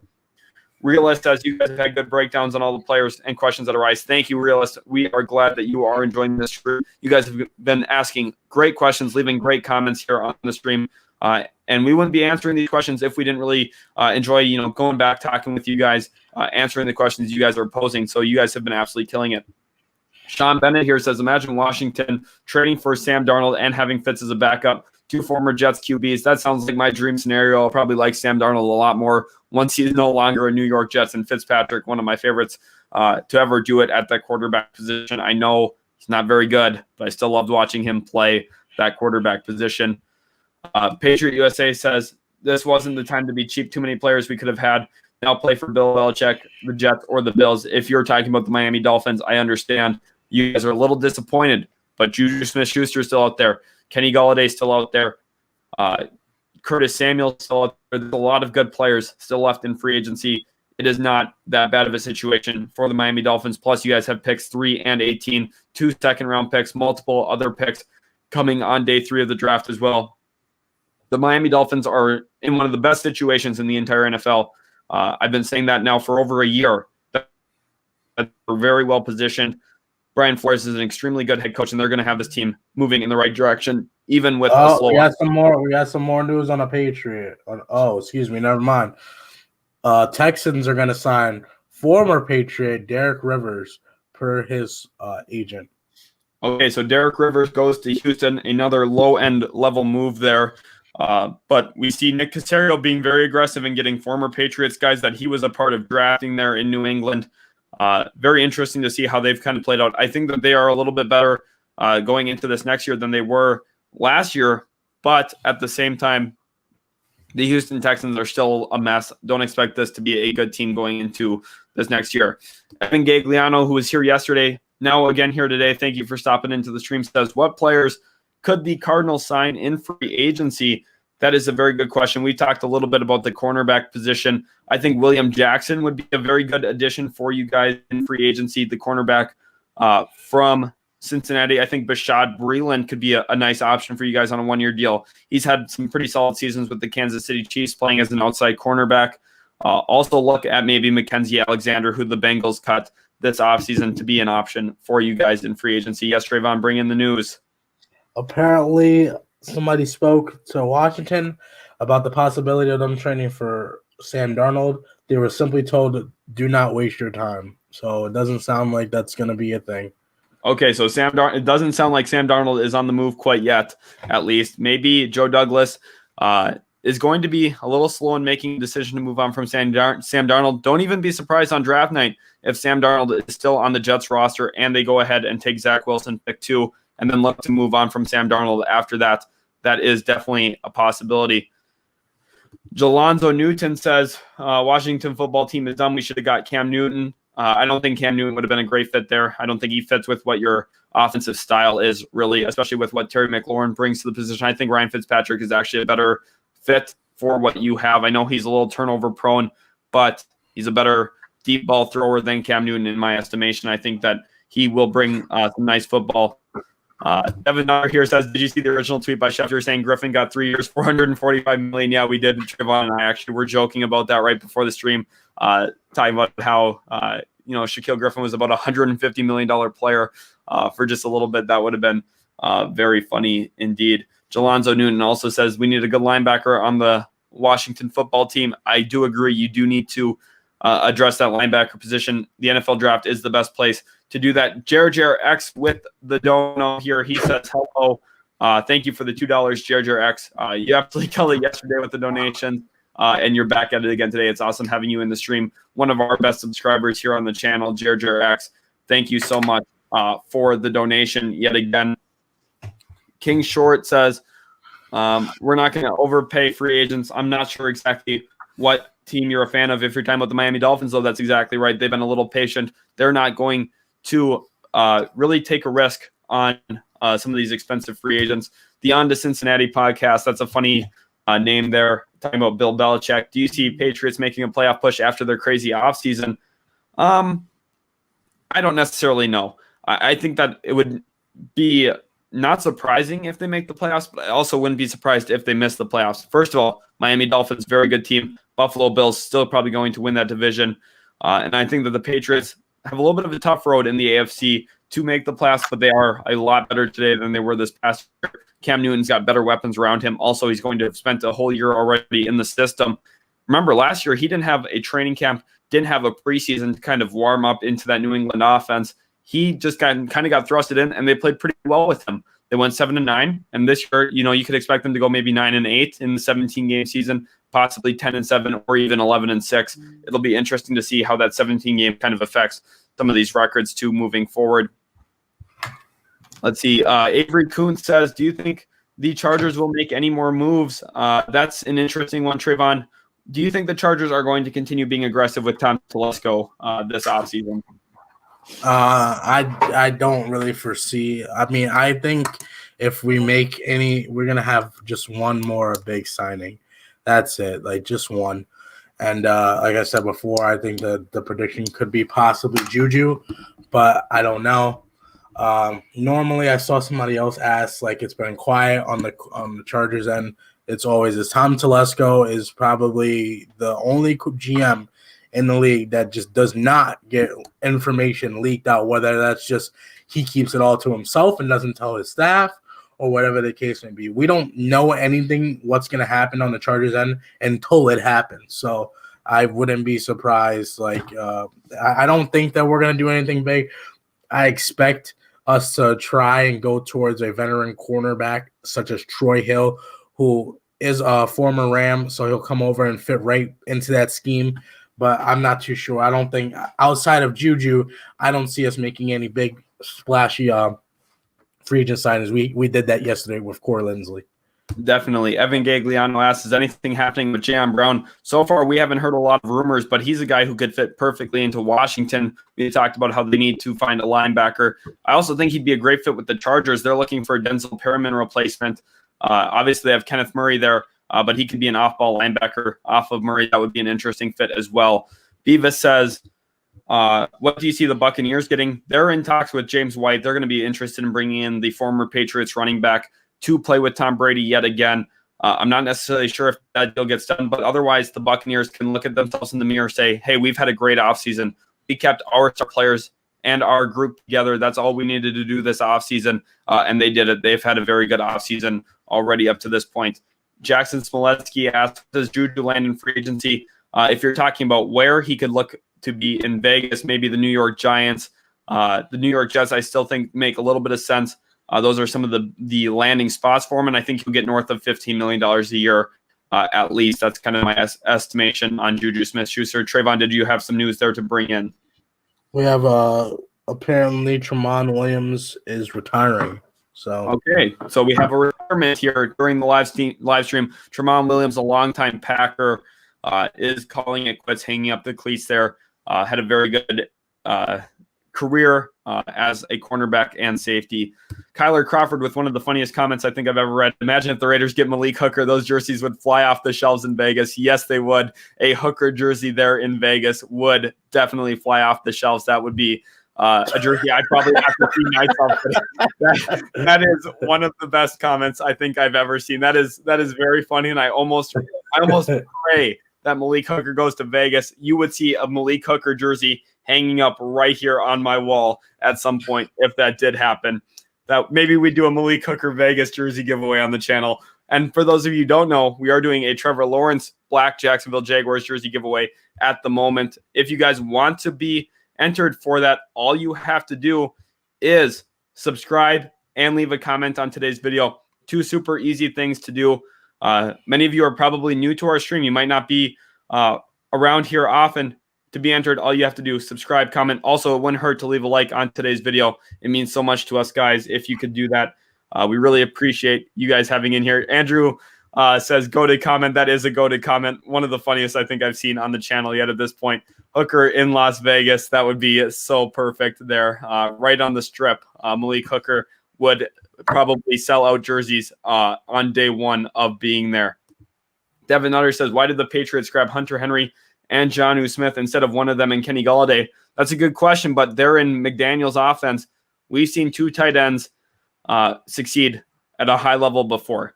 Rob Gronkowski, Aaron Hernandez, someone whose name doesn't get mentioned a lot anymore, but those two were dynamic together. Trayvon, come in here with the news that I am seeing as well. Apparently, the Raiders are releasing Pro Bowl center Rodney Harris. So I think that they're really going to need offensive line. I think that's what it's going towards. I don't know. Like there's still some quality offensive linemen on the board and center as well. You know, like Alex Mack is still out there. Like if we pull up the if you want to pull up the thing and let's go to center. Rodney Hudson is being released by the Las Vegas Raiders. That is the breaking news. If you guys did not just hear Trayvon Martin, Mike Pouncey is retired. David Andrews is still available, I believe. Yeah, David Andrews, he's the top center on the market in my estimation. And just Austin Reeder. This is actually one of the most unprecedented things we've seen from a team that's already been built up a little bit. The Las Vegas Raiders have cleaned out 80% of their starting offensive line. Gabe Jackson, Richie Incognito, Rodney Hudson, and Trent Brown all have left Las Vegas this offseason via trade or via being released. Colton Miller is the only one still standing there on that offensive line. We'll see how Vegas goes about replacing this offensive line. They're giving this offensive line a complete facelift. I'm kind of surprised by it. Josh Jacobs has found success. They did a pretty good job protecting Derek Carr last year. That was a strength of their football team. And we also have news here. The Bengals are signing cornerback Mike Hilton, according to Ian Rappaport. He stays in the AFC North here. The Bengals putting an emphasis on their cornerback play. They had signed Trey Waynes last year, cut Mackenzie Alexander this offseason. Today they have brought in two different cornerbacks. They brought in Mike Hilton, and the other one was Chidobe Awuzie from the Dallas Cowboys. So Mike Hilton to the Bengals. Thank you, Cameron Lance, for bringing that into us, and Evan Gagliano as well. You guys have been doing a very good job bringing in the news as it comes. Realist says, so pissed about Hudson. I would be too. To be honest, I don't understand what the Las Vegas Raiders are doing. I get it. They're trying to save money. I get it. They're trying to open up themselves to make some moves. Maybe Juju Smith-Schuster is in the cards with Rodney Hudson now getting released. They're freeing up some cap space, but wow, definitely a painful situation. And Burger Does Sports says, wow, no William Jackson. That is a very good point here with the Bengals bringing in two cornerbacks today, Chidobe Awuzie and just now Mike Hilton. It means that William Jackson will be finding a new team this offseason at some point. Confidence says there's something about the AFC West and wanting to release their offensive linemen. Yeah, no kidding. The Chargers released Trey Turner the other day. Although there's good reason for some of those moves. The Raiders is a little bit more puzzling to me at this point. Trayvon, what do you think's in the cards for Las Vegas? Apparently, the Browns are trying to reel in Tack McKinley. Yep, Tack McKinley. Okay. So thanks. But what were you saying? I was just asking you what you think the Raiders are up to now with Rodney Hudson getting released. Well, let's take a look at their cap situation and let's look at how much he was slated to make. So if we go over the cap, the Raiders are here, right here. We're just going to wait. And it should be anytime now, buddy. There we go. So we look, he was slated, he had a cap hit of $13 million. Cutting him, I don't know if that's what they would save.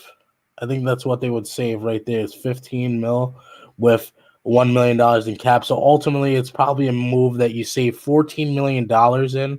So, you know, maybe that they're looking to bring in another potential free agent and maybe looking at the draft and saying, well, we can get a quality offensive lineman come draft time as well. So maybe that's the direction that they'd like to go to and like to put the resources, hopefully, I would think, towards the defensive side of the ball.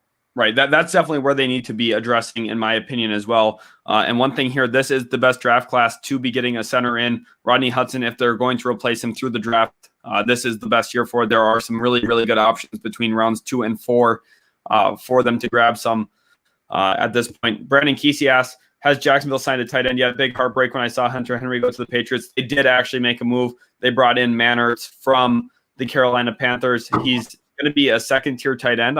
I think that they're not done there. Look for them to maybe address tight end with Pat Freiermuth from Penn State during the NFL draft, or possibly Brevin Jordan. He could stay in the state of Florida. He is a Miami kid. He could go to the Jacksonville Jaguars. We'll see what they do there going forward. James Satterweight says, what is your take on Jarrett Stidham? Stidham, I think, is just a long-term backup quarterback in the NFL. I don't really see much more for him. His little stint with the New England Patriots when he's gotten chances to play just hasn't been super impressive to me. I don't think that there's a long-term future for him as a starter in the NFL. I think one guy right now who's going to be more optionality for them for a team maybe looking to make a move for a quarterback would be a guy like Gardner Minshew, who's coming from the Jacksonville Jaguars, as they're going to be selecting Trevor Lawrence, pick number 1. Yes, Trayvon, bring in the news. Apparently, Rodney Hudson would be coveted immediately. Obviously, given the fact of he's going to be such a hot commodity now that he's on the board. But a team that could look to sign him right away, that's looking for a center, apparently, is the Arizona Cardinals, which would make a lot of sense for the Cardinals as well. Yeah, they just missed out on Corey Linsley yesterday when he went to the Los Angeles Chargers. It would make sense for them to bring in a starting center in Rodney Hudson. Kyler Crawford, a Raiders fan, says, we need Kyle Long. I completely agree. Re-sign Denzel Good. And the backup behind Hudson is really good. That's Andre James. I haven't seen Andre James myself, so I'm not going to speculate on if he is good or not. But he says now that they have to spend Juju Smith-Schuster, Malik Hooker, Richard Sherman. That would be big-time improvement to their defense, especially their secondary. Juju would really help them offensively. But it has come at the price of their offensive line. Kyle Long would be a significant upgrade. Back at that guard position, I think he's a better guard than what they cut in Gabe Jackson and Richie Incognito. But you still have questions about the remaining offensive line spots. The offensive line is super important, especially in the AFC West. The pass rushers like Joey Bosa, Chris Jones, Von Miller, Bradley Chubb. You have to have offensive linemen for sure. You want to obviously have more weapons for Derek Carr, but Derek Carr can't throw to the weapons if he's running for his life. Yep, definitely. Rodney Hudson to the Cardinals. Opinions. Cameron Lance, like we were saying, I think that's a really good fit. They badly need a center there. He would be an immediate upgrade. I think he's still a very good center in the NFL. That's why I was surprised that the Raiders cut him just now. That was breaking news. Christopher Tolbert says, is muting spammers and options, especially the one who support the Patriots.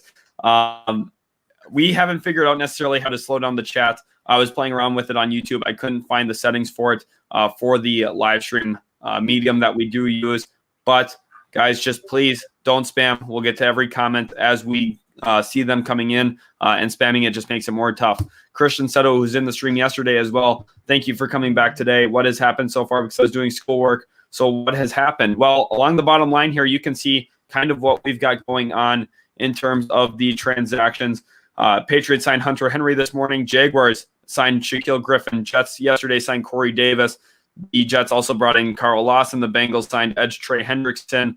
The Vikings signed Dalvin Tomlinson to play the tackle. Rodney Hudson just got cut by the Las Vegas Raiders. Those are some of the bigger moves that have happened today. Shaquille Griffin being probably the biggest one that has kind of transpired since Hunter Henry this morning. The Jay Mouse is here talking about the 49ers saying that they have a 4-year, $80 million deal on the table for Trent Williams. Yes, we've talked about that a little bit earlier on in the stream. I think that's a pretty good price tag for Trent Williams. I think he is well worth $20 million a year. It's just going to be interesting to see if another team tries to leapfrog them on that 4-year, $80 million deal. Trent Williams is probably looking to secure the bag in what will be his last big-time contract. Jude the Messenger says, oh, yeah, Trayvon. Apparently the Browns are going to be signing Tech McKinney to a 1-year deal that could reach up to as much as $4 million. Okay, so a pretty good move here. I've been talking about how they needed to find an edge, and they take a low-risk move here on a guy who is a former first-round pick for the Atlanta Falcons. kind of bounced around a little bit last year. Now he lands with the Cleveland Browns with the chance to revitalize his career on a team that is a playoff level team. Ed Tech student says, where will Orlando Brown Jr. land? I think two teams that are really worth watching. The Indianapolis Colts, they have picked 21. They could make a move there with the Baltimore Ravens, trying to find their franchise left tackle, especially if on draft day some of those tackles fly off the board a little earlier. And possibly the San Francisco 49ers. If Trent Williams does decide to leave, Orlando Brown Jr. would be a great option as a long-term replacement, someone that's a little bit younger. Shoot the Messenger asked, what are some optimal fits for Kyle Van Noy? I was very surprised when the Miami Dolphins decided to release him. I think the best fits for him at this point could possibly be two of his reunion spots. The Detroit Lions, a place that he had gotten drafted by, didn't really work out there initially. I think a return to Detroit does make some sense. They could use a linebacker after losing Jared Davis. And the other option being the New England Patriots. I think that coming back to New England could be a little bit of a grab for them. That makes some sense. He would have to come back on a little bit cheaper of a deal than he probably wants to, though, at this point. Holiday Gear says Dolphins need center, edge, and wide receiver. I agree. I think the least likely one for them to address at this point is probably that edge spot. Maybe they'll be in play for Rodney Hudson, but at this point, my guess is that the Cardinals will walk away with Rodney Hudson. Maybe the Dolphins are sitting there looking at David Andrews, a guy from the New England Patriots that they would love to pry from a division rival. That would be very interesting for sure. Let's go ahead and pull up this one here. Creative Player says, are the Patriots making any more wide receiver one moves, or are they done until the draft? How much more cap do they have to spend? They're pretty much capped out. They've spent a ton of money in free agency here. They could still make a couple moves, maybe restructure with Julian Edelman a little bit, try and save some money there on the cap hit. But at this point, they're kind of dried up on some of their money until tomorrow. I guess we'll start to see these official contracts come in, kind of how it affects their cap hit. That's when some of these cap tables will start to get really updated and how we can see exactly how much money they have. But at this point, I think they're close to done, and I don't see any wide receiver one level moves, especially after bringing in Aguilar and Kendrick Bourne yesterday on that situation. I am no one. SS Rael says Bucks going back as Super Bowl champs. Very possible. They've done a very good job recently in keeping their players there. Trayvon, talk about what you saw from Tampa Bay and their ability to retain their star free agents that they had on the board this year. Well, I think that they really are using the voidable contracts with Tom Brady in order to save up. We've seen Tom Brady time and time and again willing to sacrifice his own money to go win a championship. At the end of the day, I think that some players should take his approach that are a little bit older, or like looking for that Super Bowl for that Super Bowl win. But I mean, they've retained pretty much everybody. I heard that they're in talks to retain Dominican Sue, Antonio Brown, and a few others as well. So, I mean, if they bring back the same squad, it's hard to argue that they're going to be Super Bowl contenders, Right.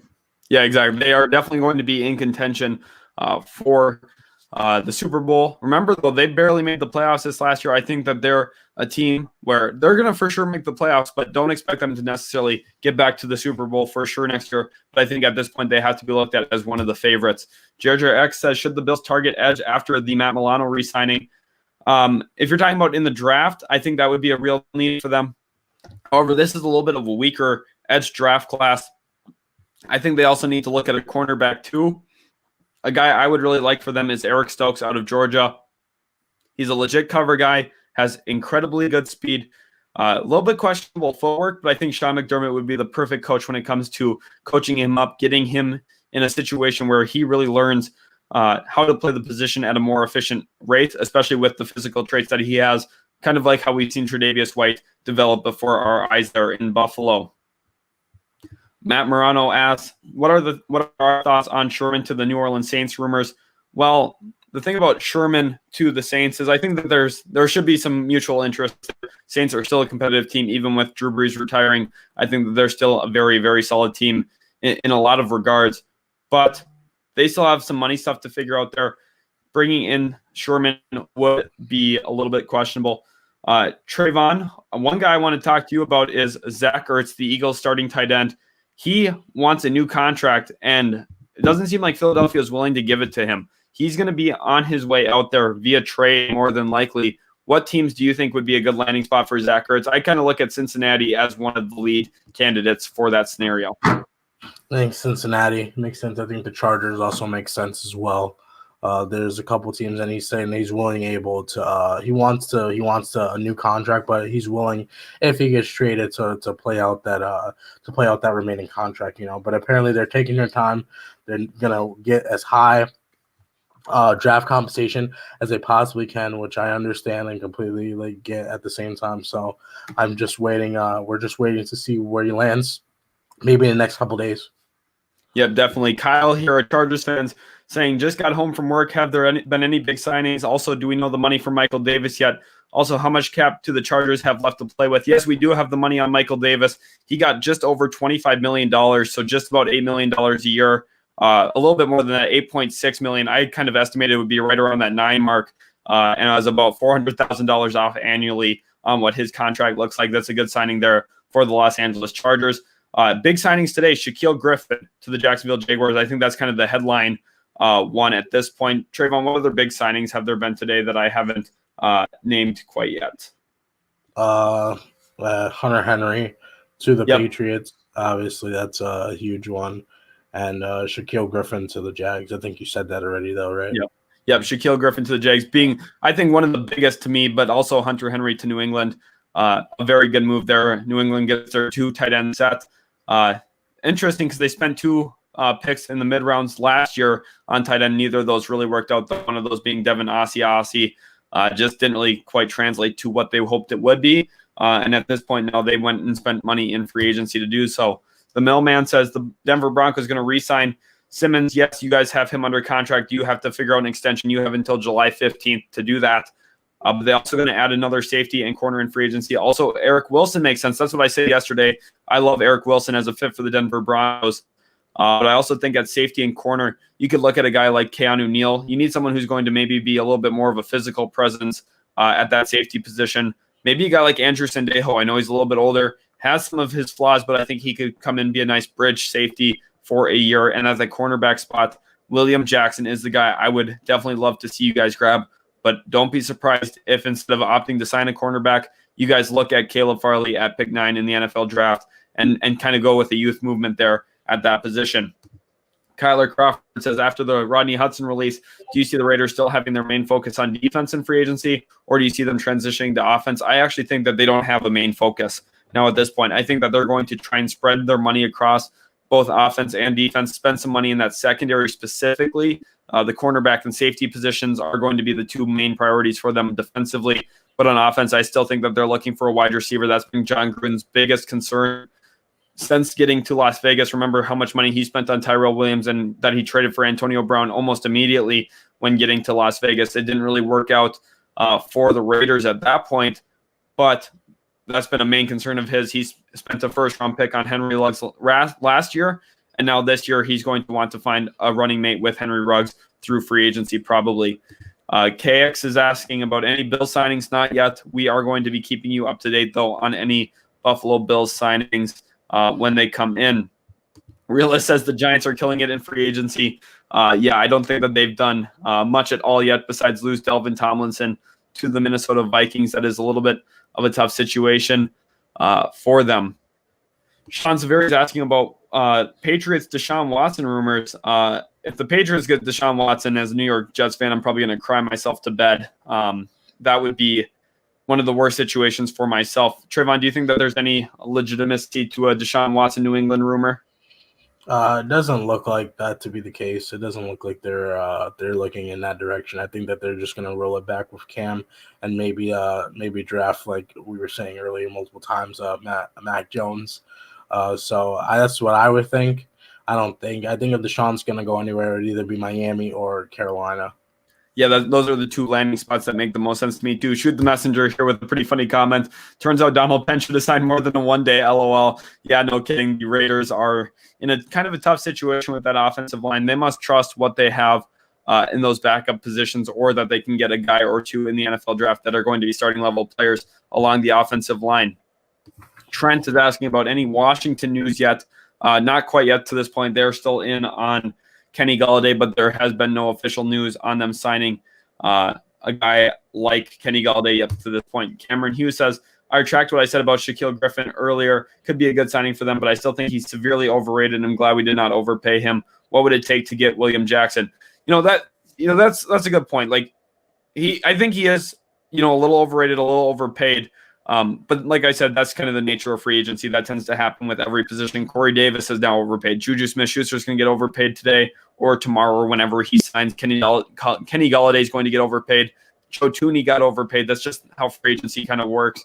What would it take to get William Jackson? Probably at least $10 million is my guess. I think he'll be right around that $10 to $11 million mark.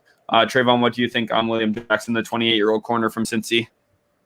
That sounds about right. That's what we've been seeing. If Ronald Darby went for 10, then I would think that he'd go for like 11 or 11 and a half, maybe upwards of 12. But that's kind of what I think as well. He would be a very good fit there in Seattle, actually. I think that would be a good landing spot for William Jackson. Melissa Glynn-Hyman says, Patriots still need a number one receiver. Who do you think it'll be? Well, it won't be any of the free agents. I'm going to tell you that. They don't have enough money to really try and figure something out there unless they really restructure with a bunch of guys, Devin McCourty, possibly Jason McCourty, and Julian Edelman. And by that time, we would start to see the writing on the wall that they're looking at really addressing that situation. But as of right now, I don't think that they're going to have a way to really bring in a number one wide receiver.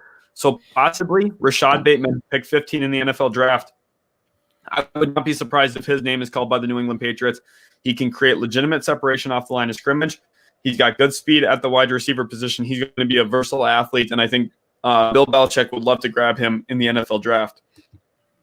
Brandon Kesey here says, wide receiver-wise, who could you see Jacksonville picking up to bolster our receiving room? You guys have already made a couple moves there in Jacksonville. You brought in Jamal Agnew on day one. They also brought in Trayvon. What speedster was it that Jacksonville signed? I thought it was Agnew. It was Agnew, and they brought in someone else too. Let me see if I can pull that up. Let me see. I can get that. If you put it on me, gotcha. Yep, on this thing you're saying here. Okay, perfect. Let's see if we can figure that out real quick. I am forgetting the name of the guy that they signed yesterday. I know they signed 2 wide receivers.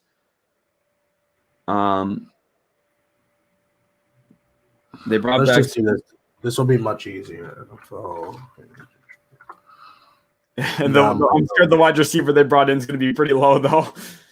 No, because like if you go, they're putting in the guy. It was Philip Dorsett.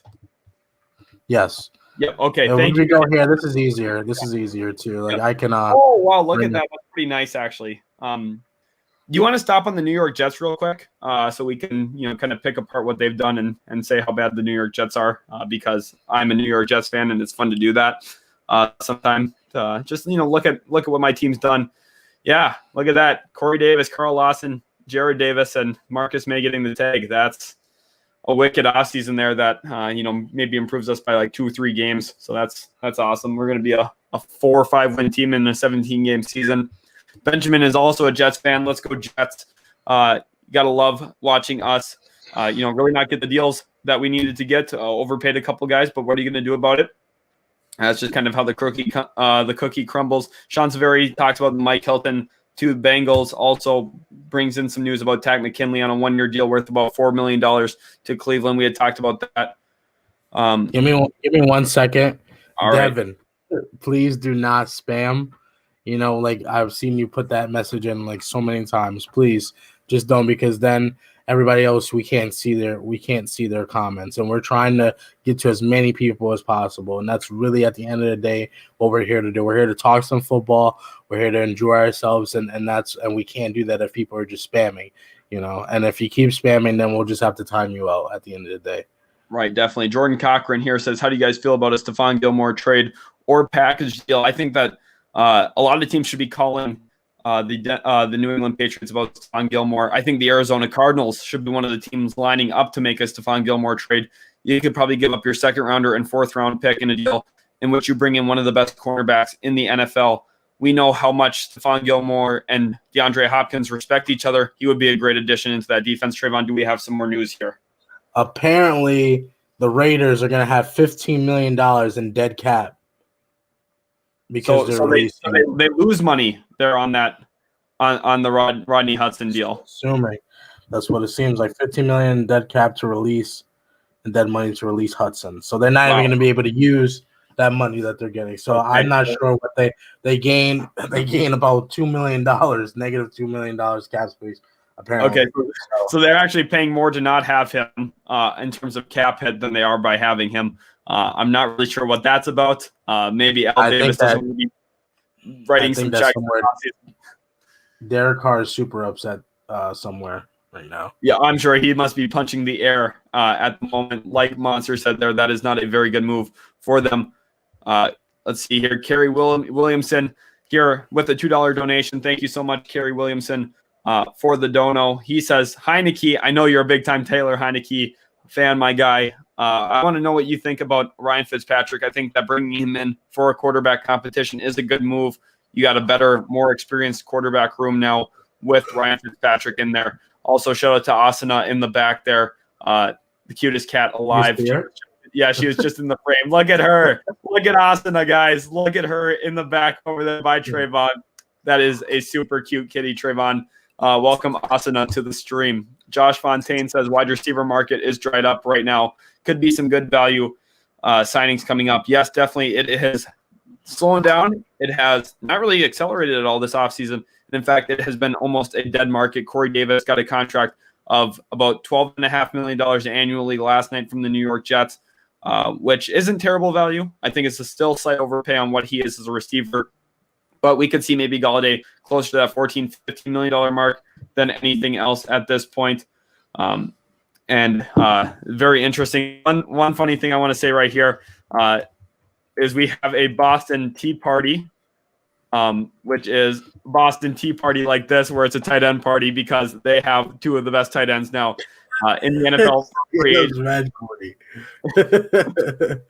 Jacob Ross says, don't you agree as a Jets fan that the Jets should trade down in the first round, acquire more picks, draft a tackle or wide receiver, and then trade for Watson after the draft? You know the Texans are dumb. That's a funny comment there, Jacob Ross. I for sure think that the Jets should trade down. I think that they should move pick 2 to the Carolina Panthers for pick 8, try and pick up a future first as well, and maybe a second-round pick that's in the future. Try and really build up. We could have 3 first-round picks next year, still have 2 this year, and really build up those assets that we have. We have a lot to rebuild yet. And, sticking at pick 2, unless Zach Wilson is a superstar, there's not a lot that's going to make us a whole lot better. Trading down would be the best situation for us. Raheem Hazez says Rodney Hudson back to Kansas City where he started. Lord knows that O-line needs to upgrade. Yeah, Rodney Hudson could be a solid grab for them. Austin Reeder, however, is their starting center. I know he's out in free agency right now, but I think that it's very likely Patrick Mahomes would want his center back there in Kansas City. We'll see kind of what happens, though. The On to Cincinnati podcast says, cute cat, by the way. Couldn't agree more. Asana, the star of the stream now at this point. Let's get some donos for Asana in the chat here. Benjamin, I'm just kidding, guys, by the way. Benjamin here says that the Jets get Juju or a wide receiver that's good today, either Samuel Galladay or Juju, then we should take Penei Sewell. I would love Penei Sewell. I've been very vocal about wanting him here on the channel. I think that he could be a fantastic right tackle for us. He's one of the best run blockers in the NFL draft, if not the best run blocker, and I think he's got legitimate pass blocking potential too. Him and Mekhi Becton would be the best tackle group in the NFL. Kerry Williamson here with another dono. He says he loves the Fitzpatrick signing, Kenny Galladay on a 1-year, Curtis Samuel and Anthony Harris, the free safety out of Minnesota, then draft heavy defense championship season for Washington. Definitely. I think if you guys were able to bring in at least one of those 2 wide receivers and Anthony Harris, it would be a phenomenal offseason for you guys. I think you guys are doing an excellent job really building this team and really moving forward with what you've got going on there. On the Cincinnati podcast, that's a great question here. If you were in the Dolphins situation, what would you do with that 3rd pick? Waddle, Chase, Smith, or even Pitts? And if I'm interested to hear what you say, Trayvon. I'll give my thoughts here first. If I'm picking third overall and I'm the Miami Dolphins, I am very hard pressed to not take Jamar Chase. I think he is the perfect fit with Tua Tagovailoa. I think he is going to be an absolutely elite wide receiver in the NFL. I would be very hard pressed to pass on him. I see the value in Jalen Waddle. I think Waddle with Tua makes a lot of sense. I also think that Kyle Pitts is a very intriguing guy. Trayvon, what do you think here if you're picking third? Personally, if I was the Dolphins, I would really evaluate, what you think you need. And if I can't, I would maybe look to try and land a top free agent wide receiver. And if you can't, then I would just go Jamar Chase as well, or Waddle. It wouldn't be bad, Penei Sewell as well. I think that I would lean more towards Jamar Chase, given the fact of last year the Dolphins really went heavy on offensive line, and you gotta give people a chance sometimes. You can't just say, okay, they didn't work your first time. It's hard. It's hard to transition from a college player to an NFL tackle. So you want to give them some chance, give them some more time to develop. I'm not saying you don't have to take an offensive lineman. You can never have enough offensive linemen, but I just think using the third overall pick, it would be better suited for getting a wide receiver like Jamar Chase on a rookie deal, and you'll be able to pair him up with Tua and give him more weapons to be able to throw the ball to. Right. Penei Sewell would be a fantastic grab, but don't forget, they just made a trade for Isaiah Wilson, the former first-round pick from the Tennessee Titans.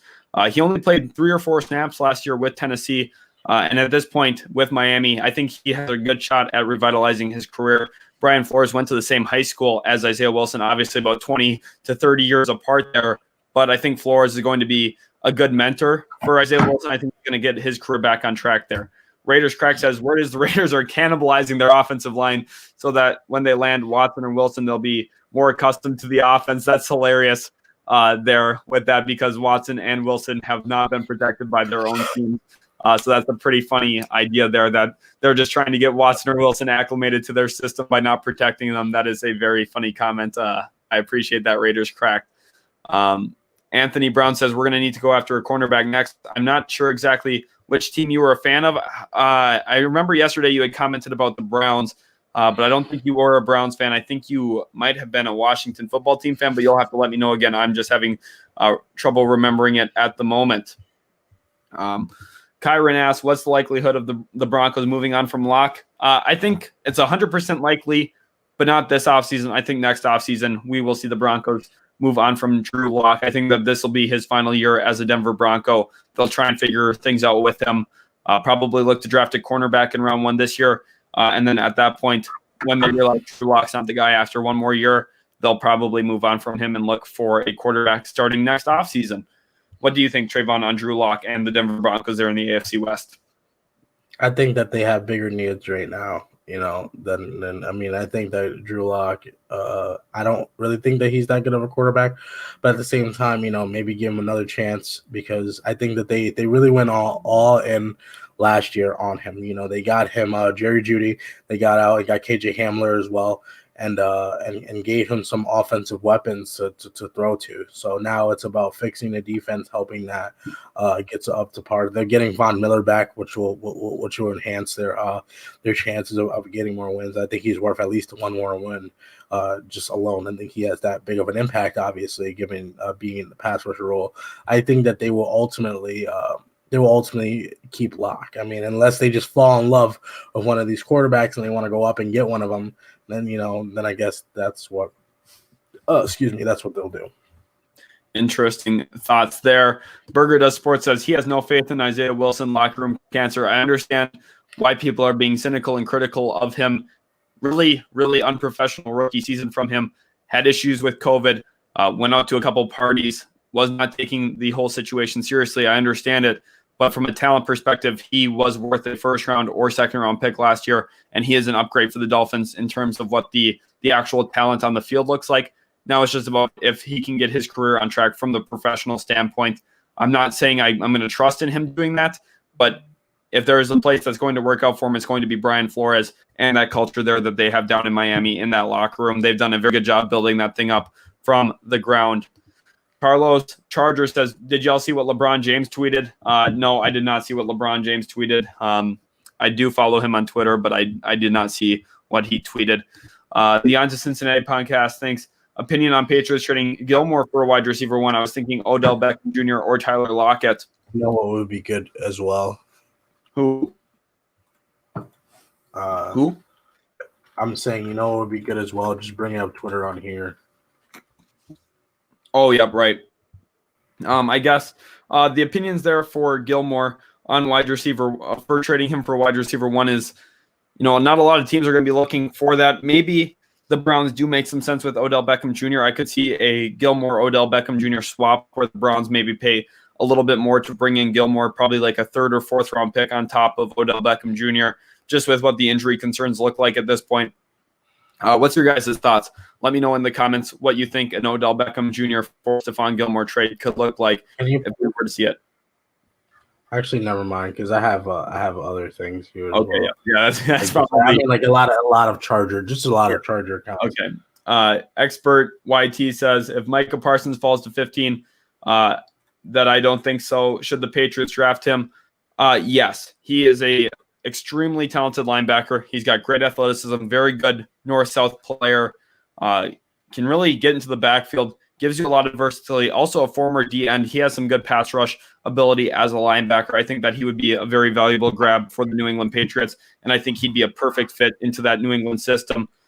Sidant, who was in here yesterday, thanks again, Sidant, for stopping in to the stream today. He says, yo, Seahawks get David Andrews.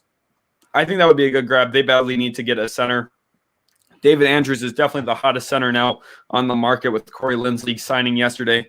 Rodney Hudson, another guy who's going to be a hot name after getting released by the Las Vegas Raiders today. Scott Benson asking about the New York Jets. Do you think the Jets will try to get Richard Sherman? I do think so. I've been saying how a pairing of him and Robert Saleh does make the most sense long-term for the New York Jets. Trayvon, do you think that Richard Sherman's going to opt to go to the Cardinals, the Jets, the Raiders, or possibly the Dallas Cowboys if you had to guess? If I had to guess, I mean, there's tons of places that he could go.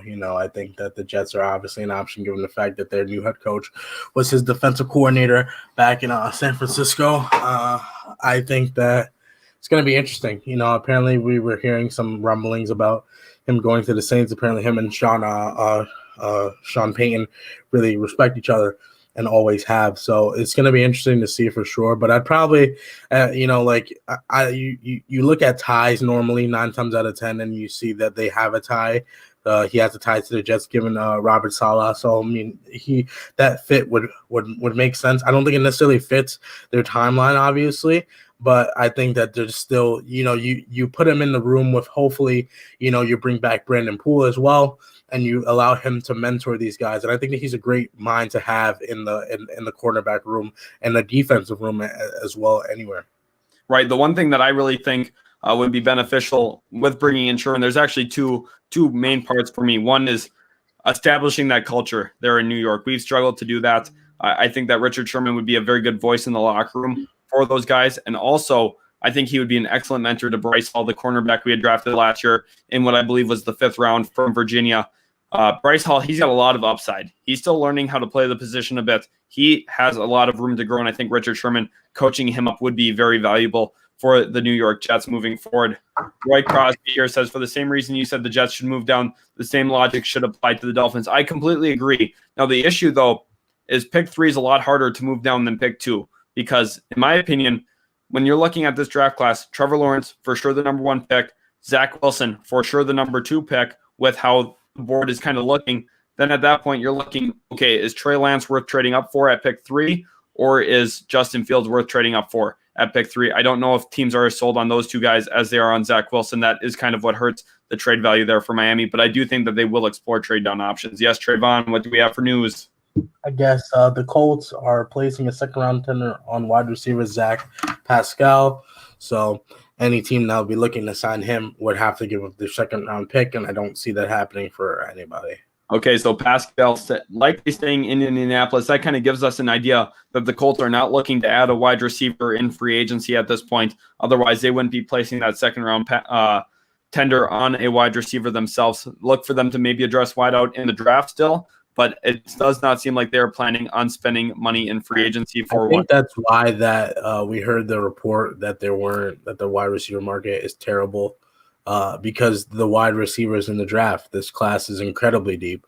You can find starter quality talent, honestly, in the third. You know, and I mean, like starter as in like slot wise. You know what I mean? Like maybe you might not find your number one receiver in the draft, but there's so many options between Randall Moore, Elijah Moore as well, Tony as well. And St. Brown as well. Like there are tremendous options, and even a late round guy like a Seth. I think it's Seth Williams. Yeah, is that the guy from Auburn, the speedster wide receiver? So there's so much depth in this wide receiver class. Yes, there is. Merlin, welcome back to the stream. I know you were in here yesterday. Thanks for stopping back in today. He says, "Do you think Hunter Henry to the Patriots is good?" I don't think it's good. I think it's great. They got a lot better. They added some pass catchers. They also added Hunter Henry as a perfect complement to Juju Smith. The two of them coming in at $12.5 million a deal each. That is very good for the New England Patriots. Their pass catching core is a lot better now. Hunter Henry, Juju Smith, both good red zone targets for Cam Newton. That team is looking a lot better. Vsauce says, with Zach Wilson and all the picks, the Jets will easily get 6 to 9 wins. That is very optimistic. I'm just gonna say that Zach Wilson, I think he's a very good prospect. If the Jets draft him, I would not be actually upset about that. And I've been upset about a lot of our other quarterback picks over the years. I was upset about Geno Smith. I was upset about Sam Darnold. I've been upset about many of them as they've kind of come in. I was upset about Christian Hackenberg as well. But Zach Wilson, I wouldn't be upset about. But the issue is, look at our division. We have to play the Bills twice a year. That's probably 2 losses. We have to play New England twice a year. Last time we beat New England in Foxborough was about 6 years ago. We're not going to, win those types of matchups, especially with the talent that they've added this offseason. And then we play the Dolphins twice a year as well. Those are 6 very challenging games. I don't know how we get 6 to 9 wins when we're almost guaranteed for 5 or 6 losses in our division. If we are able to pull one of those out, that would be surprising. Jake Gunter here, a pretty good subscriber on the channel, comments on quite a few of our videos, says, do you think the Falcons try to get Trubisky and Earl Thomas? I don't think Trubisky makes a lot of sense in Atlanta. I think they're going to draft their backup quarterback at pick 4. Earl Thomas, a name we haven't talked about. He's been a really quiet market since getting released by the Ravens last year. Trayvon, do you think Earl Thomas is going to land somewhere meaningful? Apparently, we have some news on Ty Nsekhe. And Nsekhe, yep. Going to the Cowboys. Going to the Cowboys. So the Cowboys addressed their offensive tackle spot. I think that's a good grab. I've been talking about him as a nice budget tackle for a team to grab. I didn't really think about the Cowboys as a fit for him, but I guess in hindsight, the writing on the wall is pretty clear there that he was a good grab for the Dallas Cowboys. Moving on, Jerger X, he says, it's amazing to see how much the channel has grown in the last few days. It really has. You guys have been killing it with the support here. We really appreciate each and every one of you so much spending your time here on a Tuesday afternoon with us in the live stream. If you guys are new to Utility Sports or are not subscribed yet, can you please just do so right now? We also have a free Trevor Lawrence jersey giveaway on the channel. All you have to do to be entered for that jersey giveaway is be subscribed to the channel, leave a like on today's video, and also comment, leave a comment on the video. It can be anything you want. You could say Trevor Lawrence jersey giveaway. You could say anything basically, as long as it's appropriate, and we will get you entered into that jersey giveaway. Thank you guys so much for all the support here. Lewis Joshua says, Pats fan here. I think that in the draft, the Pats end up with quarterback Trey Lance. You guys are going to have to move up to get him. You guys aren't going to get him at pick 15. I'm sorry. He is rising up boards. He's probably going to be a top 5 pick. In my estimation, I think the Falcons probably grab him at pick 4, but we will see. I think he would be a good grab for you guys nonetheless. Moving on here. Spin 0481 says Pat signed $79 million in annual average value this year. Depending on how the contracts are structured, it could decrease that amount quite a bit. They're currently at $63 million in cap space until the players officially sign. Yes, that's exactly right. And the way, for those of you that are wondering how that works, is they can have guys with lowered cap hits for this year taking less money this first season in order to bring in more players for the short term. For example, a guy like Jonnu Smith could only make $3-4 million this next year, and then his money could jump the following year. I'm not exactly sure. We'll have to see those contracts once they officially get signed, but thank you, Spin, for putting that in here. They have dedicated a ton of money this offseason, and it's going to pay dividends for them. They're going to be a much better team next year. Travis Booth says, I'm watching at work. LOL. Thanks for tuning in at work. Hopefully you are still getting the work done that you need to. But we do appreciate you stopping in here, Travis Booth. That's awesome to hear. Paul Estrup says, wish the Bengals would throw the bank at Trent Williams. That would be a wonderful move for the Cincinnati Bengals. They've already dedicated a lot of money to Trey Hendrickson, but they are a team that would have the money to make a move for Trent Williams if they wanted to figure out a way to get that done. I think that would be great for Cincy. Trent Williams, the top tackle in this class, not even close. He would be an excellent grab for Cincinnati, kind of alleviate some of the pressure on them grabbing a tackle in round one. And then they could maybe look to grabbing a guy like Jamar Chase, maybe Kyle Pitts for Joe Burrow to really build up with in the NFL draft moving forward. J. Mel says, do the 49ers need a wide receiver? Yes, I think so. But at this point, I'm not necessarily sure on a way that they're going to be able to target one if it isn't through the NFL draft. Look for them to be aggressive on day 2 or day 3, grabbing a couple. A guy that I really like is Tylan Wallace. I think he's a talented wide receiver that could be had on day 3 or in the 3rd round rather, or possibly day 3, the start of round 4 in the NFL draft. If the 49ers are looking to grab one, expect that to be the route that they go in addressing that position. The mailman here says Falcons taking quarterback at 4 wouldn't be a good move knowing they have other needs and still have a good quarterback already at least for another year. I'm not saying it would be a great move, but I think that's just the direction we're heading. Part of our mock drafts here on the channel, we mock what we think will happen, not necessarily what we would do. I think Kyle Pitts is a top 4 player in this draft. I'd probably have him ranked about 4th overall over the whole prospects. But in some of our mocks, he's fallen all the way down to 12 or 13. And it's just because you're trying to predict what teams will do, not necessarily what they should do. Remember, CeeDee Lamb went 17th overall last year. Jerry Jeudy fell to 15th. Henry Ruggs was the first wide receiver off the board. That's not what I would have done. And I was very surprised by Justin. We got big news. A big, massive contract for Giants and Leonard Williams, a 3-year deal worth $63 million. He's locked up there in the Giants colors. So the New York Giants reach an extension with on a 3-year deal, was it? Yep, 3-year deal, $93 million. Wait, not 63, right? 63. My apologies. 63. I was like, oh my gosh, they paid him. Oh my gosh, I was about to lose my mind. So that's an annual average value there of $21 million for Leonard Williams. That is a big time deal. Yes, Burger Does Sports, big racks there. That is a big time payday for Leonard Williams. We had saw the New York Jets trade him to the New York Giants just a couple years ago. Now he gets his huge payday, 3-year deal worth $63 million. This explains why they didn't get something done with Alvin Tomlinson. They were in the works with Leonard Williams. I'm kind of surprised that they prioritized this during free agency. They had until July 15th to get this deal done. However, they were patient in free agency, instead focused on Leonard Williams. Maybe now we see the Giants be a little bit more aggressive when it comes to some guys like Kenny Golladay, maybe Juju Smith-Schuster there in free agency. Merlin Jabaraj says, is there a chance that Jaguars take Zach Wilson over Trevor Lawrence? Yes, but not really. There's a 99% chance Trevor Lawrence is the draft pick for the Jacksonville Jaguars. I just think that there's so much fan pressure, so much media pressure that Trevor Lawrence is the number 1 pick regardless. And to be honest, if a GM took Zach Wilson over Lawrence and Lawrence ends up being as great as possible, that is a death sentence for that GM. He would never get another job in the NFL. So he's just not going to be willing to risk that for his own career. He's going to take Trevor Lawrence because that's the pick that everyone thinks should be made. Yes, Trayvon. Steelers are apparently re-signing Zach Banner. Their starting right tackle last season. He's tore his ACL week 1, but the Giants is going to be back there in the black and gold. I love Zach Banner. He was a versatile offensive lineman for them, known as the 6th offensive lineman for them for a few years before really getting a chance to take over as a starting tackle. What was the term on it? It's nothing. We just know that he's re-signing. We don't know the numbers. Perfect. Or the amount of years just yet. I love that for Pittsburgh. Zach Banner, a very underrated offensive tackle in the NFL, in my opinion. Flashy YT wants to know, can Cam revive his career with all these new wide receivers and tight ends? I don't know about revive, but I think he can have a very productive season. Reviving his career would be getting back to an MVP level, getting back to a Pro Bowl level. I just don't see that for Cam Newton anymore at this point.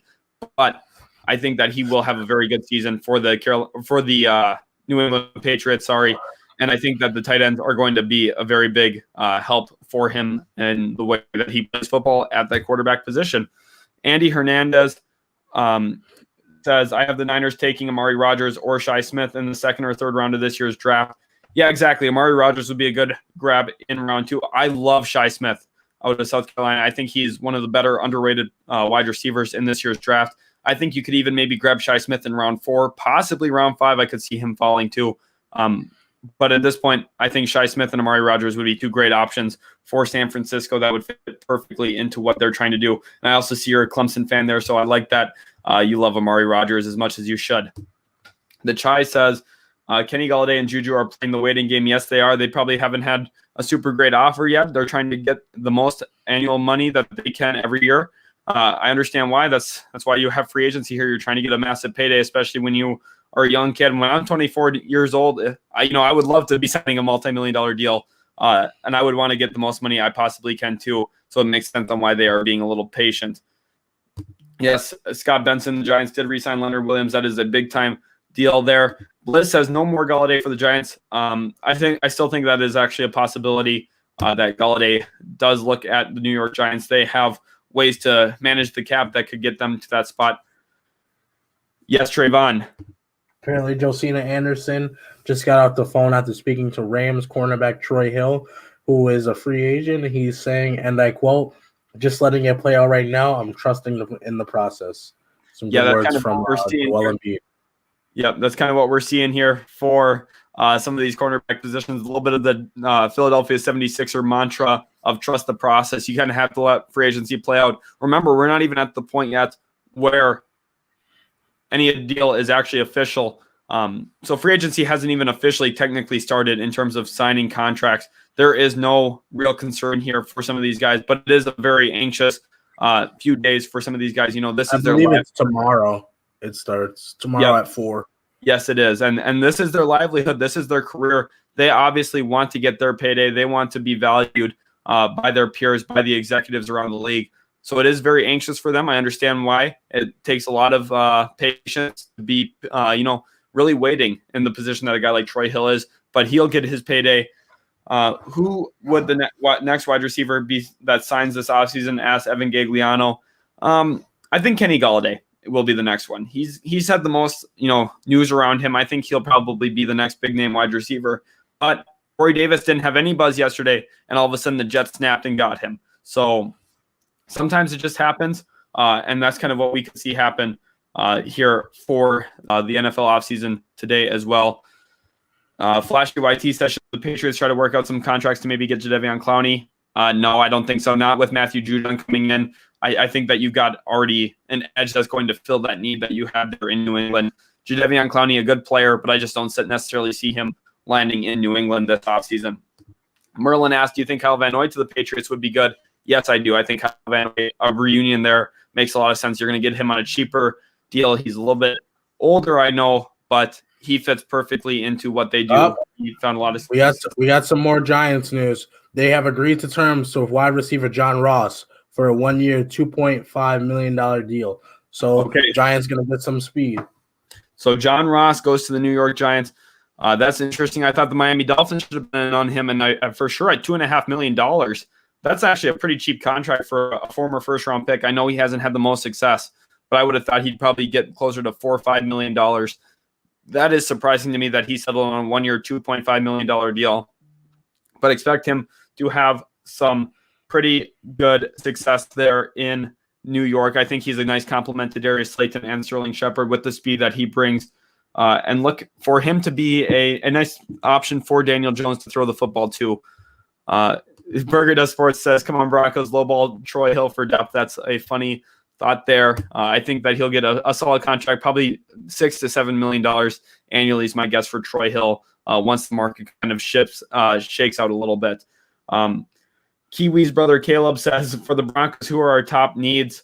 Your top needs right now are probably still a cornerback. You could use a safety next to Justin Simmons. And on the offensive end of the football, you could probably use some interior offensive line help. Those are kind of my thoughts. I think that the priority should be, though, on that secondary. Also, a linebacker is a really big need, but I think that's going to be something that you guys fill during the NFL draft, probably in round 2, is my guess at this point. Ryan Brown says, which defensive back should the Browns sign? I think a guy like Patrick Peterson would be actually very interesting. Either that or Brian Poole, someone who's a real slot corner. He could come in, function as that slot cornerback for you guys. I still am a believer in Greedy Williams. I think when he's healthy, he could be a solid NFL corner. I know Denzel Ward is an absolute stud at the outside cornerback spot. So you guys need someone who can come in, be an interior cornerback, and I think Brian Poole would be a good answer for you guys. It'll be interesting to see what his market really ends up playing out to be, though. Trayvon, is there anyone that you think would make a lot of sense for the Browns in that defensive back room? I know they brought in John Johnson yesterday. I think yeah. I mean, I think that when we look, we can if you want to put up the impending free agents, if we just look at the cornerbacks that are available on the board still. So, Patrick Peterson, AJ Boye could command a little bit of cheaper than Patrick Peterson, Malcolm Butler as well. Casey Hayward still might have some left in the tank. Desmond Trufant as well. He really hasn't been what he was in Atlanta. There's Justin Coleman, Janoris Jenkins, Jack Rabbit, Buster Skrine as well. I know he was a longtime Jet. Mackenzie Alexander is a little bit of younger guy, younger for this free agency market at least. You have Xavier Rhodes as well. I think Xavier Rhodes could be somebody's cheap deal. He had a really good bounce back year in Indianapolis, so it's going to be interesting to see who they sign. But there's definitely still some quality talent on the board for the DBs. Why? Most definitely. Edgar V here is asking, is there a chance the Raiders can still bring back Hudson and Incognito? Rodney Hudson, no, they just cut him today. He's not going to be coming back. I think both sides could find an agreement there with Richie Incognito, but at this point, I would be surprised if he is back. Also, guys, we're at 300 viewers in the live stream right now. Thank you guys so much for all the support today. You've been absolutely killing it. You guys are the best viewers on the planet. We appreciate you so much here at Utility Sports. If you aren't subscribed, hit that subscribe button real quick. You will be entered for a Trevor Lawrence jersey giveaway. All you have to do is like, subscribe, and leave a comment on today's video. That's all you have to do at this point. We had a question here from Andy Hernandez. Would a Zach Ertz trade to the Chargers cover the hole at tight end for the Chargers since Hunter Henry did leave for New England? Yes, it definitely would cover that hole. And Zach Ertz is a very underrated tight end. I know he had a little bit of a down year, but the whole Philadelphia Eagles team had a down year. Wide receiver or quarterback play was inconsistent. I think Zach Ertz is still a very good tight end, and he'd be a nice complement piece to that Chargers offense. They like to push the ball downfield. Getting someone who can be a blanket tight end, be a little bit of a safety valve for Justin Herbert would help him mitigate pass rush and also give him a nice little receiving option and someone who he can throw the ball to consistently. Bengals got a great deal for Mike Hilton. Yes, they did $6 million annually. 4-year deal. First year, he will get $8.5 million. So it's kind of nice. They're using their more open cap space this first year, and then they're getting him on a cheaper deal long term. That is kind of what we're looking at. Nugget Master here says a Trevor Lawrence t-shirt giveaway. Just might do that as a Jags fan. Not even a t-shirt giveaway. It is an actual jersey giveaway. It is a black one there with the Jacksonville Jaguars. Make sure to like, subscribe, and comment to be entered for that, everyone. Creative player. Can Patriots get a wide receiver one for cheaper still in free agency, or are the Patriots done? I think the Patriots are mostly done. I think that they're going to look at some budget options, James White being one of those. Those are the guys that I'm looking at. Flashy YT says, do you guys have an Instagram? Yes, we do. We have a Twitter as well. Go ahead, click the description of this live stream here. You will see that we have a merchandise line through Spring Tee. Utility Sports logo on there, some nice black hoodies and black t-shirts, and a few other options as well that are very nice. In addition to that, we have our Instagram in there, our Twitter, and a TikTok if that's something you guys are interested in. We do post some TikToks as well about some sports stuff. We just do some easy stuff like top 5 teams in the NBA, top 5 teams in the NFL, top 5 quarterbacks, that kind of stuff. A little bit more lighthearted videos, shorter easier to consume content for you guys if that's something you guys are interested in. KX is asking, have the Buffalo Bills signed anybody yet? No, not quite yet. They have not. Matthews, welcome back to the stream again today. Super glad to have you in here. He said New England splashing shocked me. To be honest, I guess Bill is pissed that Tom won another Super Bowl. Yes, he is. He missed the playoffs, and then he decided he's going to turn the salary cap off here in year one and come back and try and build this team up. He's made some good moves. I think they've overpaid a couple times, but that is how the cookie crumbles sometimes. Kyle says, in your opinion, who are the top available quarterbacks, wide receivers, and corners? Top available wide receivers to me are definitely Juju Smith-Schuster, Will Fuller, not necessarily in this order, but also Curtis Samuel, Kenny Golladay. Those are the top 4 guys available. Quarterback, you got to look at Andy Dalton, Mitchell Trubisky as 2 of the top guys available now at this point with Ryan Fitzpatrick off the board. I think that Gardner Minshew is a guy who, I know he's not a free agent, but he's very attainable via trade. Sam Darnold, another guy via trade that is attainable. And the cornerbacks, we had talked about William Jackson quite a bit. He is far and away the top target. And just as I talk about trade discussions here, the Bears are having trade discussions with other teams regarding wide receiver Anthony Miller. He is entering the final year of his rookie deal. We could see a little bit of a changing of the guard there in Chicago about those pass catchers. Trayvon, what do you think about Anthony Miller and some possible trade destinations for him?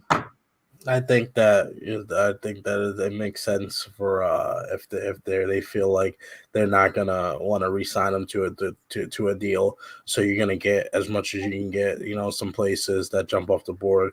Maybe New England. Maybe New England would like to take a chance on a wide receiver of his magnitude, still on a rookie deal. You look at maybe the Giants, even though they just brought in John Ross, they're very clearly looking for pass rusher. Maybe the Eagles, who always are looking for help at the wide receiver position. There's a few options. Pretty much anybody that's in the running for a wide receiver can get this. Hopefully not for like a super. I think he might command somewhere between like a 6th round, 5th round pick. And you can have Anthony Miller on your team. Yeah, definitely. I think Anthony Miller would be a good grab for a lot of different teams. Jay Ebby says, in your opinion, Fournette to New England, Seahawks, or stats? I'm not sure exactly who the stats are. Maybe you meant stars there with the Dallas Cowboys. He says, love the stream, by the way. Glad you are loving the stream. Make sure you are subscribed so you don't miss out on any utility sports content. And I think, in my opinion, Fournette to the Seahawks makes the most sense in a lot of ways. They're looking for a Chris Carson replacement. He's still a younger running back, has some miles on his legs. I understand that. But he could be a nice, legit option for a team. I think Seattle could ride him this next year for sure. Isaiah Workman says, everyone sleep on Jacoby Brissett. Yes, you're definitely right. I forgot to mention Brissett. Off the top of my head, I didn't have a list pulled up. Jacoby Brissett, a very good option. I think he has low-end starter capabilities and also possibly could be the best backup in the NFL when he's in that role. He's a very good target. Also, Alex Smith, another quarterback I didn't mention. He would be a very, very solid option to be a mentor for a team possibly like Jacksonville or the New York Jets when they're looking at some young quarterback production probably moving forward. Let's see here. Nugget Master says, what do you think are some holes the Jaguars can fill in free agency? They've already been very aggressive. They filled in the interior defensive line hole with Roy Robertson. Harris, I really like that. They addressed their safety situation with Rayshawn Jenkins. They addressed cornerback with Shaquille Griffin. They've signed some wide receivers. Tight end, though, is the biggest one. Trayvon, could you pull up some tight ends that are available yet in free agency there? We have that here on the stream now going on. That would be awesome to see what we could get at this point at the tight end position. That is the biggest position need yet. Kyle Rudolph, a name out there. I do really like him a lot. They did just cut Tyler Eifert. Trayvon, any names jumping out to you here? Jared Cook, Jesse James, the former Steeler as well as Detroit Lion. Tyler Eifert still is struggling to find his way. He could be an option once, a really good tight end. Michael Pruitt, as I was talking about earlier in the stream, is good as well. Joe Everett is a little under the radar signing as well. That would be tremendous for any team to have that would like to receive an option at the tight end position. Definitely. I would love to see them bring in some athletic tight end, someone who's going to be able to stretch the field a little bit for those Jaguars and for Trevor Lawrence, the supposed to be next franchise quarterback of the Jacksonville Jaguars. I would love to see them bring in someone who stretches the field a little bit. Kyler Crawford says, nice pickup for the Giants. They got a speedy receiver in John Ross. I completely agree. I do think that is a very nice grab for them. Scott Jackson here says, William Jackson played with Xavier Howard in high school. Can you imagine playing against those two? That would be crazy, but I don't see Miami really getting involved with another cornerback, especially with having Byron Jones under such a large contract. I would just be surprised if William Jackson did go to Miami, but in high school, I couldn't even imagine playing against those two. That would be absolutely insane, the level of talent there on the field. And that secondary for that high school was incredible. Jay Ebby asks, Juju to the New York Jets or the Cincinnati Bengals, what's your thought? That's interesting. Staying in Cincinnati in that AFC North would be a very interesting situation. However, I think that it's more likely we see him go to a team like the New York Jets. They have a little bit more cap space, especially after the Trey Hendrickson thing got done with the Cincinnati Bengals. I think Juju in New York would work very well. He can kind of function as an outside and inside receiver, could function well next to Jamison Crowder, but also work off of Corey Davis. I think he would be a good grab for the Jets, but I don't necessarily know if I see them spending a ton of money again on a free agent wide receiver. Trayvon, do we have more news there? Oh, nothing. It's just we just got numbers on under Rivers to Tyson signing. It's a one year deal worth $1.3 million. Okay, so very low level deal there, kind of what we expected. Andy Hernandez says, I have a gut feeling that if Devonta Smith falls to the Niners, it would be a good weapon for Kyle Shanahan's system. Yes, he would be. He'd be able to stretch the field. I think he's a really nice compliment to Deebo Samuel, someone who's more of an after-the-catch kind of guy. Devonta Smith, kind of a deep threat target. Very good route runner, especially on deep routes. I think he would be a nice weapon for Kyle Shanahan there in San Francisco. See here. Ice in My Veins Gaming says, do you have to comment on every video to be entered? No, just comment on at least one video, and then you will be entered for the giveaway. So you are doing great already just by having that comment there. But commenting on more does give you a slightly better chance for sure. Jay Morgan says, Jets sign Nature Boy, Ric Flair, LOL. That would be funny. That's a funny comment there. I like that. Jacob Ross says, Salmon pick 34 for Allen Robinson. What say you, Trayvon, on that possible trade? How do you? I know that you're trying to get rid of Sam Darnold, so I'm pretty sure you'd take Allen Robinson as well. Allen Robinson's one of the top wide receivers in the league. He just has been let down time and time again with poor quarterback play, and even with poor quarterback play, he still produces at an extremely elite level at the wide receiver position. As I'm not really sure where you'd be looking towards. It all depends on your first pick, so where your second pick would be gone as well. It just matters. If you want to get Zach Wilson, then I think that getting Zach Wilson, you'd more so want to get him weapons, and Allen Robinson would be a great weapon to receive.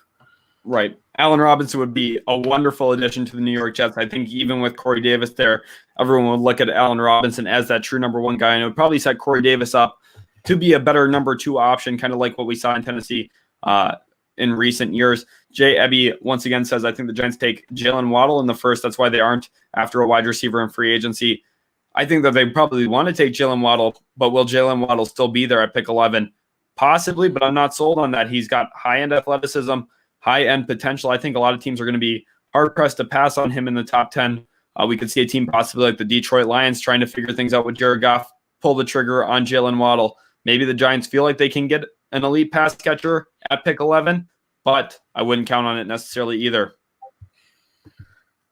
Question here from Ask Moon. The question is, will the Falcons move on from Matt Ryan? Do they really want to pass on a possible franchise QB at 4? I actually think the answer is no to both of these things. I don't think they move on from Matt Ryan, and I don't think they pass on a quarterback at 4. I think Matt Ryan's there for at least one more year. And I think that they do draft a quarterback at pick 4. I think it's going to be Trey Lance or Justin Fields. I'm not sold which one quite yet. Which one do you guys think the Atlanta Falcons would pull the trigger on at pick 4 in the NFL draft? Brandon Kesey says, I want Allen Robinson back in Jacksonville. He said he'd be okay with playing with Trevor Lawrence. Yeah, I'd be more than okay with playing with Trevor Lawrence myself too. Possibly a generational quarterback. He should want to play with Trevor Lawrence. I think a reunion there of Allen Robinson back in Jacksonville does make a lot of sense. Andy says, do I have to like to be entered? Yes, you do. Hit that like button right now, guys, on the live stream. That would be absolutely awesome if you could do that. Arca Jeff says, Jets aren't getting rid of Darnold. You have to surround him. You have to surround him with talent and expect him to do well. Yeah, I know you have to try and find talent around quarterbacks, but at the same time, some of these special quarterbacks just aren't necessarily surrounded with talent, and they still find ways to win. And Sam Darnold isn't that guy. I know he's had Adam Gase. I know he had Todd Bowles. Not necessarily the two best head coaches to have for a young quarterback, but at the same time, he hasn't really shown a lot that should, make the Jets say, oh, well, I want to keep Sam Darnold long term.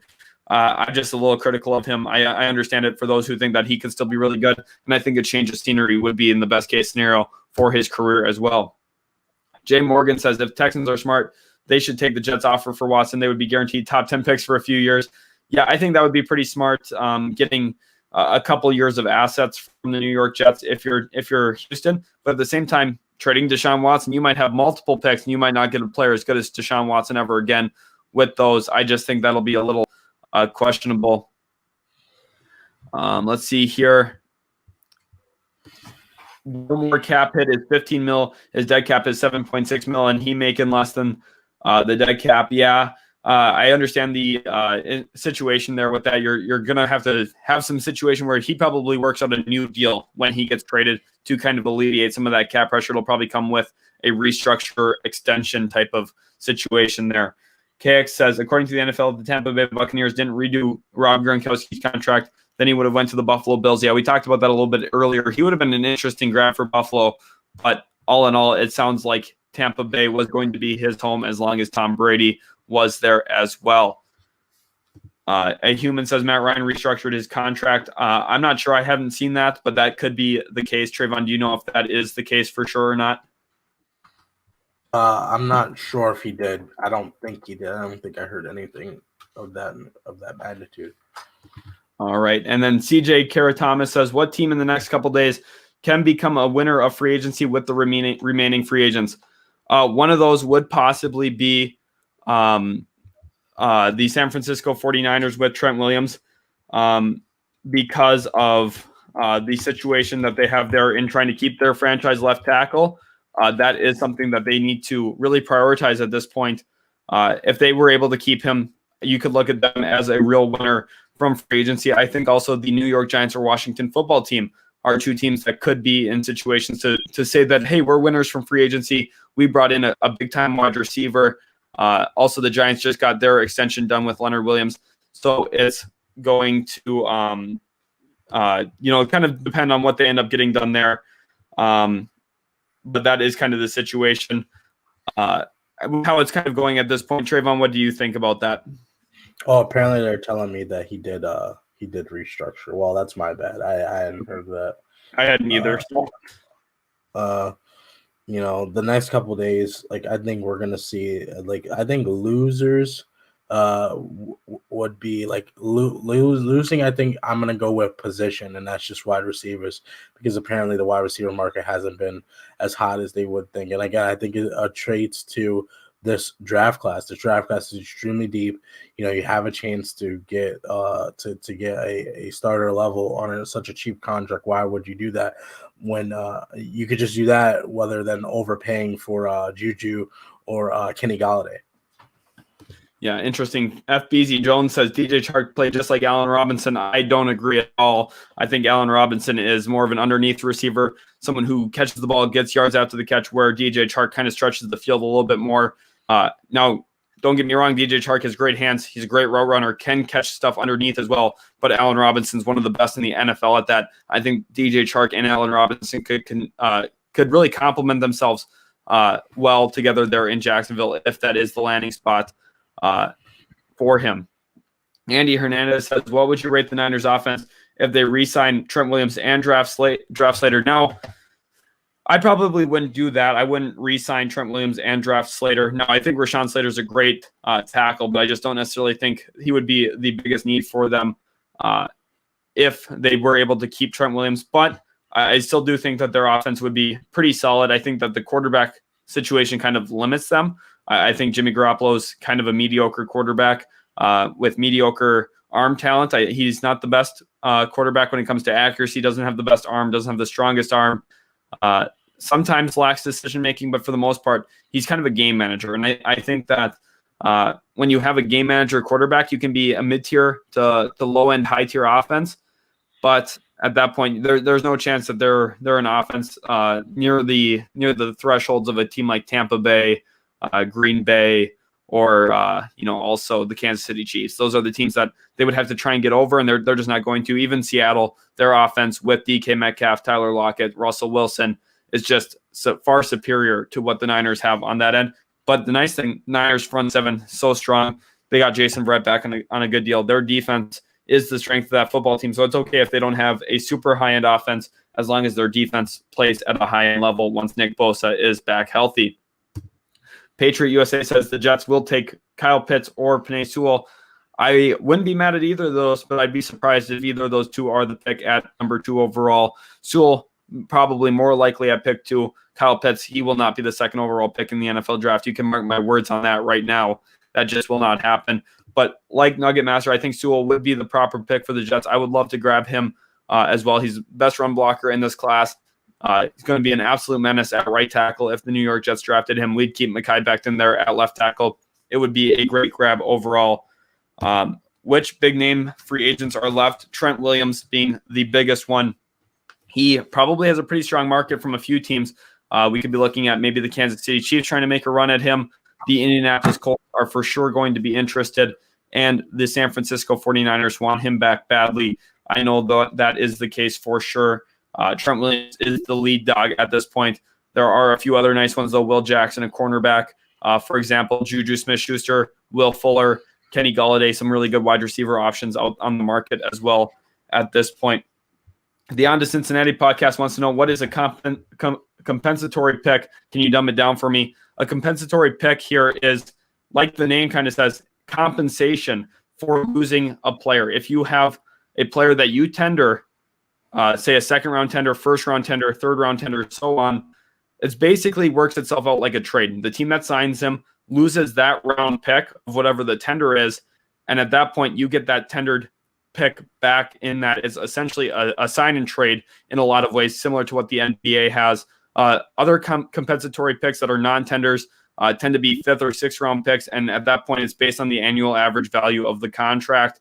And then the NFL decides, okay, yeah, you lost this pretty meaningful player to you, so we're going to give you a 5th or 6th round pick to help you try and build up your organization again. And it's a way to help, smaller market teams that tend to lose free agents a little bit more often, who tend to pay a little bit less money in free agency compared to big markets, in order to stay competitive and maintain competitive balance in the NFL. Hopefully that makes some more sense for you there. The On to Cincinnati podcast is kind of how that works there. FPZ Jones says the Jags need to get Antonio Brown. Antonio Brown's not going to be going anywhere. He's going to be staying in Tampa Bay. I'd be surprised if he does leave. Christopher Gallego says, how do you feel about the Raiders right now? I am pretty skeptical. I think that they tore apart their offensive line without a lot of clear answers on how to really build it back up. I think their defense is kind of in shambles. I like the Yannick Ngakoue move a lot, but they need some help in that secondary, and they need it now. The NFL draft is going to be a really big building point for them. We'll see what they do moving forward. Trayvon, what do you think about the Raiders? I think they're really they have to have a plan. I mean, I would hope that you're not just just letting Gabe Jackson go, yes, Rodney Harrison go, and trading away Trent Brown without a plan. And it remains to be seen what that plan is, because offensive lineman is they've given away 4 of their 5 starters last year, and you can't just rebuild the offensive line overnight. That, like, I've witnessed that as a Chargers fan. It takes time, and it takes a lot of good drafting as well, and it's going to take a lot for them for that to be the case. But we'll see what they have up their sleeve. Yes, most definitely. And here, Steeler Nation says Pats are winning the free agency right now.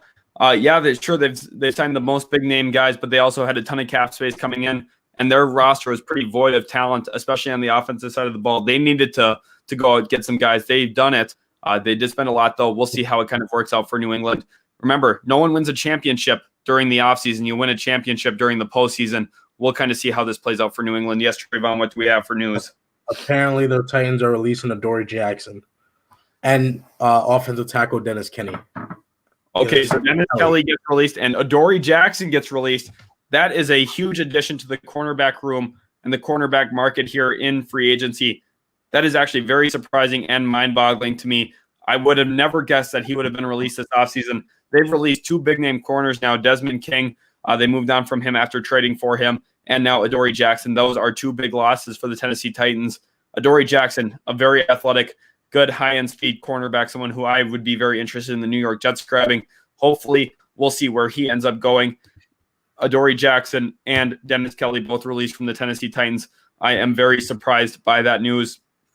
And we'll kind of see where those guys end up. At this point, guys, I do have to conclude the live stream here. You guys have been so awesome today. One last reminder to hit that subscribe button. You guys absolutely killed it. I really appreciate everything that you guys do for us here on the channel. We have the best subscribers in the world. And we'll catch you guys in the very next live stream. Expect for a live stream possibly tomorrow or the day after. We will try to get back to you guys around our busy schedules here at Utility Sports. We really appreciate you, and we'll catch you guys in the very next video.